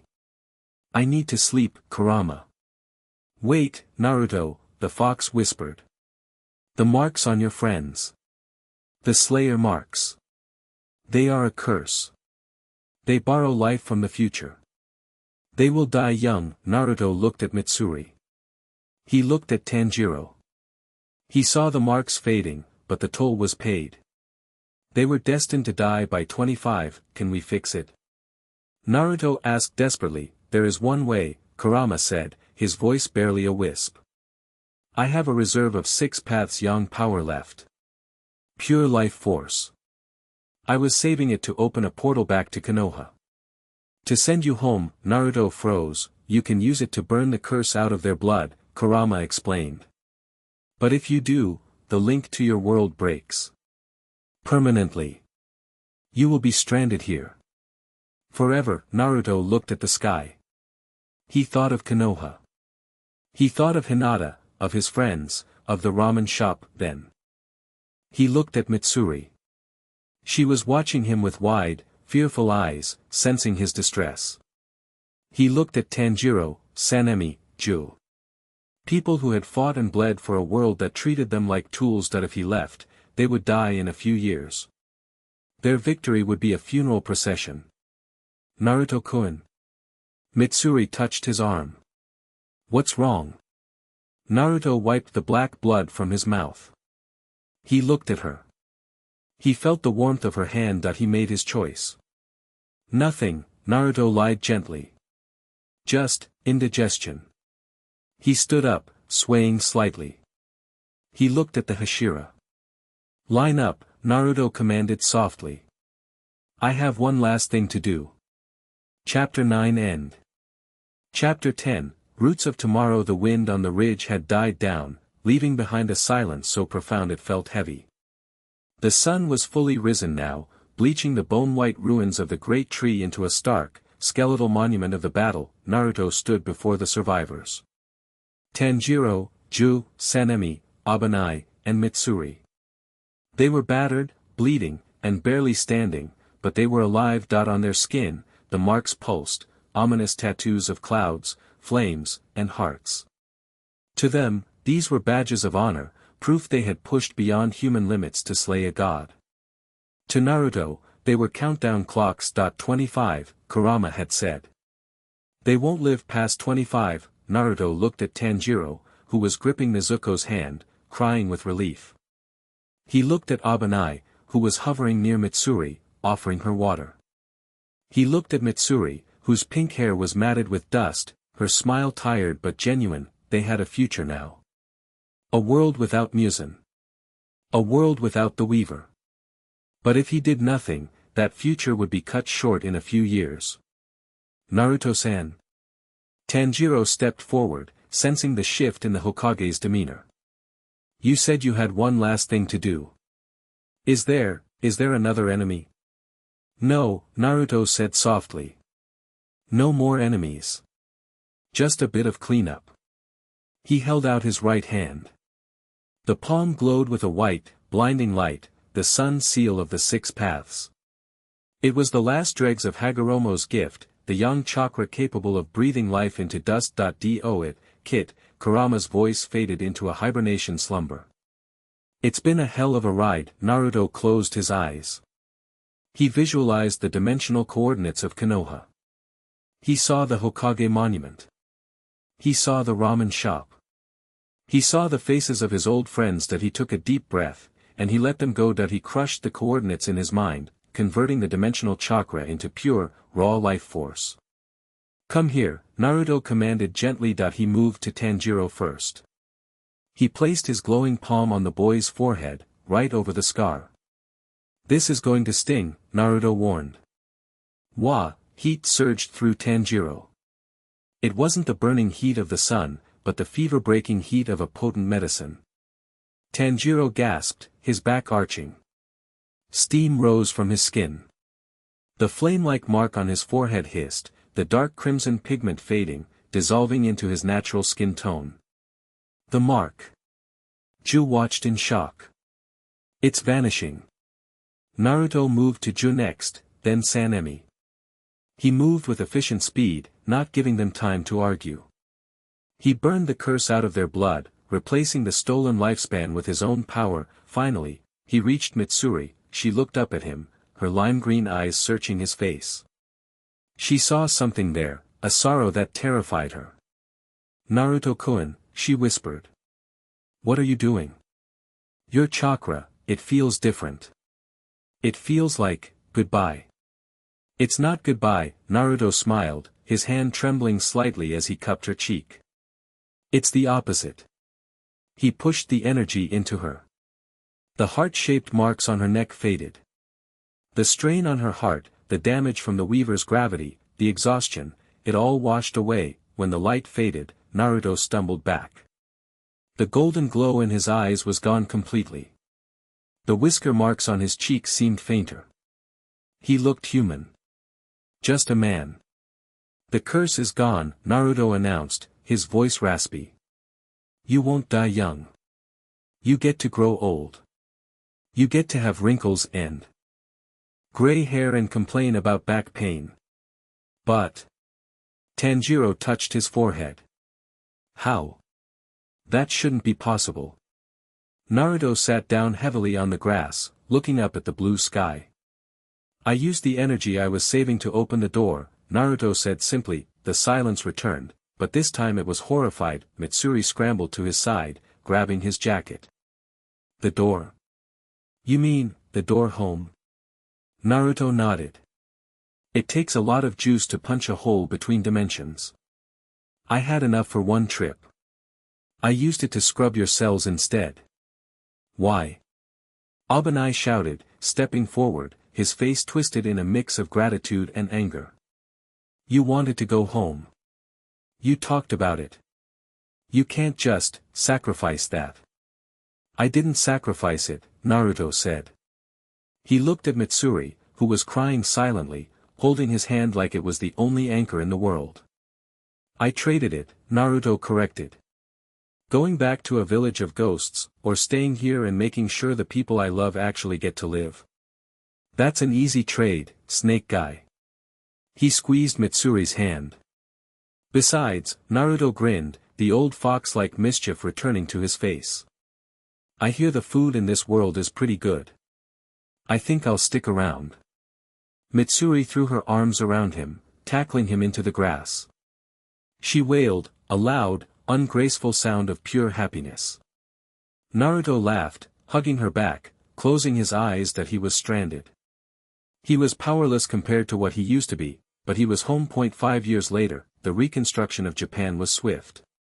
With the Demon Slayer Corps repurposing their organization from hunting monsters to rebuilding infrastructure, the nation healed. The wisteria crest became a symbol not of secret wars, but of public service. In a quiet corner of Tokyo, a new establishment had opened. It didn't have a flashy sign, just a wooden board carved with a spiral and a heart, the spiral leaf. Inside, the restaurant was chaos. Order up. 3 miso ramen, extra chashu. 2 tempura sets. Naruto Uzumaki moved through the kitchen with the coordination of a kage. He wasn't using clones, he couldn't make thousands anymore, only 2 or 3 for short bursts, but he didn't need them. He flipped noodles, sliced pork, and garnished bowls with a rhythm that was hypnotic. Naruto. Table 4 needs more water. Mitsuri Kanroji, now Mitsuri Uzumaki, burst through the kitchen doors. She wasn't wearing a uniform. She wore a simple apron over a kimono that struggled to contain her enthusiasm. Her hair was tied back, but strands of pink and green escaped, framing a face that was glowing with health. On it. Naruto slid a pitcher across the counter. How's the lunch rush? Packed. Mitsuri beamed, grabbing the pitcher. Everyone loves the new broth. Oh, and the former Wind Hashira is here. He's complaining about the lack of ohagi on the menu again. Naruto rolled his eyes. Tell Sanemi if he wants bean cakes, he can go to a bakery. This is a ramen shop. You tell him, she giggled, disappearing back into the dining room. Naruto wiped his hands on a towel. He looked at the kitchen. It was hot, loud, and smelled of pork bones and soy sauce. It was perfect that he walked out to the dining area. The shop was full. Businessmen, laborers, and families sat shoulder to shoulder. In the corner booth, a group of regulars held court. Sanemi Shinazugawa sat with his feet up on the bench, a habit Mitsuri constantly scolded him for. Ju Tomioka was eating a bowl of salmon radish quietly next to him. And sitting at the head of the table, looking older and wearing a fine silk haori, was Abanai Eiguro. "Yo," Naruto greeted them, placing a fresh bottle of sake on the table. "You guys don't have jobs. The government pays you a pension to loiter in my shop." "We're quality control," Sanemi grunted, taking a swig of sake. "Someone has to make sure you don't start putting fish cake spirals in everything." "Oh wait, you already do." "It's a signature," Naruto defended. Abanai looked up. His face was unmasked now. The scars were still there, but he didn't hide them. He looked at Naruto with a calm respect that had taken years to build. "The broth is good today," Abanai admitted grudgingly. "Richer. Secret ingredient," Naruto winked. "Love." Abanai groaned. "You spend too much time with my sister." "She's my wife, Abanai. And she's not your sister." "She's practically my sister," Abanai countered. "And if you break her heart, I still have my sword." Yeah. "You're retired, old man. You'd pull a muscle drawing it." A crash came from the back of the shop. "Daddy!" Boruto broke the table. Naruto sighed, his shoulders slumping. He looked toward the private family tatami room in the back. A small boy with unruly blonde hair and pink tips was standing over a fractured table. Next to him, a girl with black hair, like Naruto's mother, strangely, was laughing. "I didn't mean to," the boy yelled. "I just pressed on it." "He has your strength," Ju noted dryly. "And her density." "Terrifying combination," Sanemi agreed. Naruto walked over, picking up the boy, Menma Uzumaki. "Hey, easy on the furniture, kiddo. We have to pay for that." "But I want to train." Menma shouted, throwing a clumsy punch. "Uncle Tanjiro promised to teach me the dance of the fire god." "Uncle Tanjiro is busy running a charcoal empire," Naruto said, ruffling the boy's hair. "And you're 5. You can learn the dance of cleaning your room first." Mitsuri appeared, wiping a spill. She looked at the broken table, then at Naruto holding their son. She smiled. It was the same smile that had saved him in the cold snow of Mount Natagumo years ago. "I'll handle the table," she said, kissing Naruto on the cheek. "Go sit with the guys. You've been cooking since 4 in the morning." "I'm fine," Naruto protested. "Go," she ordered, flexing a bicep playfully. "Or I'll carry you." Naruto laughed, surrendering. He sat down with the former Hashira. They talked about the weather, about the new rail lines connecting the villages, about the lack of demons. For the first time in his life, the conversation wasn't about war. It wasn't about the next threat. It was about living. Late night, the restaurant was closed. The kids were asleep upstairs. The city was quiet. Naruto sat on the back porch of their home, a cup of tea steaming in his hands. The moon was high, a full, bright orb. He felt a presence behind him. Mitsuri stepped out, wrapping a shawl around her shoulders. She sat next to him, leaning her head on his shoulder. "Thinking about the moon?" she asked softly. "A little," Naruto admitted. "Old habits. Do you miss it?" she asked. "Konoha." Naruto took a sip of tea. He thought about the question. That he remembered the village. He remembered the faces carved in stone. He remembered the loneliness of the swing set. But he also remembered the will of fire. "I miss the people," Naruto said. "But I don't miss the destiny. Back there, I was the child of prophecy. I was the Jinchuriki. I was the Hokage. Everything was written down for me before I was born." He turned to look at Mitsuri. The moonlight caught the white streaks in her hair, scars from the Weaver battle that never faded, marking her as a godslayer. "Here," Naruto said, taking her hand. "I'm just Naruto. I'm a husband. I'm a dad. I'm a ramen cook who occasionally breaks up bar fights." Mitsuri squeezed his hand. "You're a hero, Naruto-kun. You saved everyone. We saved everyone, he corrected. He looked back at the moon. Kurama woke up for a second yesterday, Naruto whispered. Mitsuri sat up straight. He did. Is he okay? He's grumpy, Naruto chuckled. He complained that Menma is too loud and that the fox toy we gave him is insulting to his majesty. But, he said he likes the peace. He said the air here tastes clean. Mitsuri smiled, resting her head back on his shoulder. I'm glad. He's part of the family too. They sat in silence for a long time, watching the stars. The weaver was gone. The demons were history. The roots of the great tree had rotted away, returning their nutrients to the soil, making the cherry blossoms bloom brighter than ever before. I love you, Mitsuri whispered into the night. I love you too, Naruto replied. He looked at the moon one last time. It didn't look like an eye anymore. It didn't look like a threat. It just looked like a light in the dark. Naruto Uzumaki closed his eyes, listening to the steady breathing of his wife and the distant rustle of the wind in the trees. He wasn't the Hokage. He wasn't a stranger. He was home. Chapter 10 end.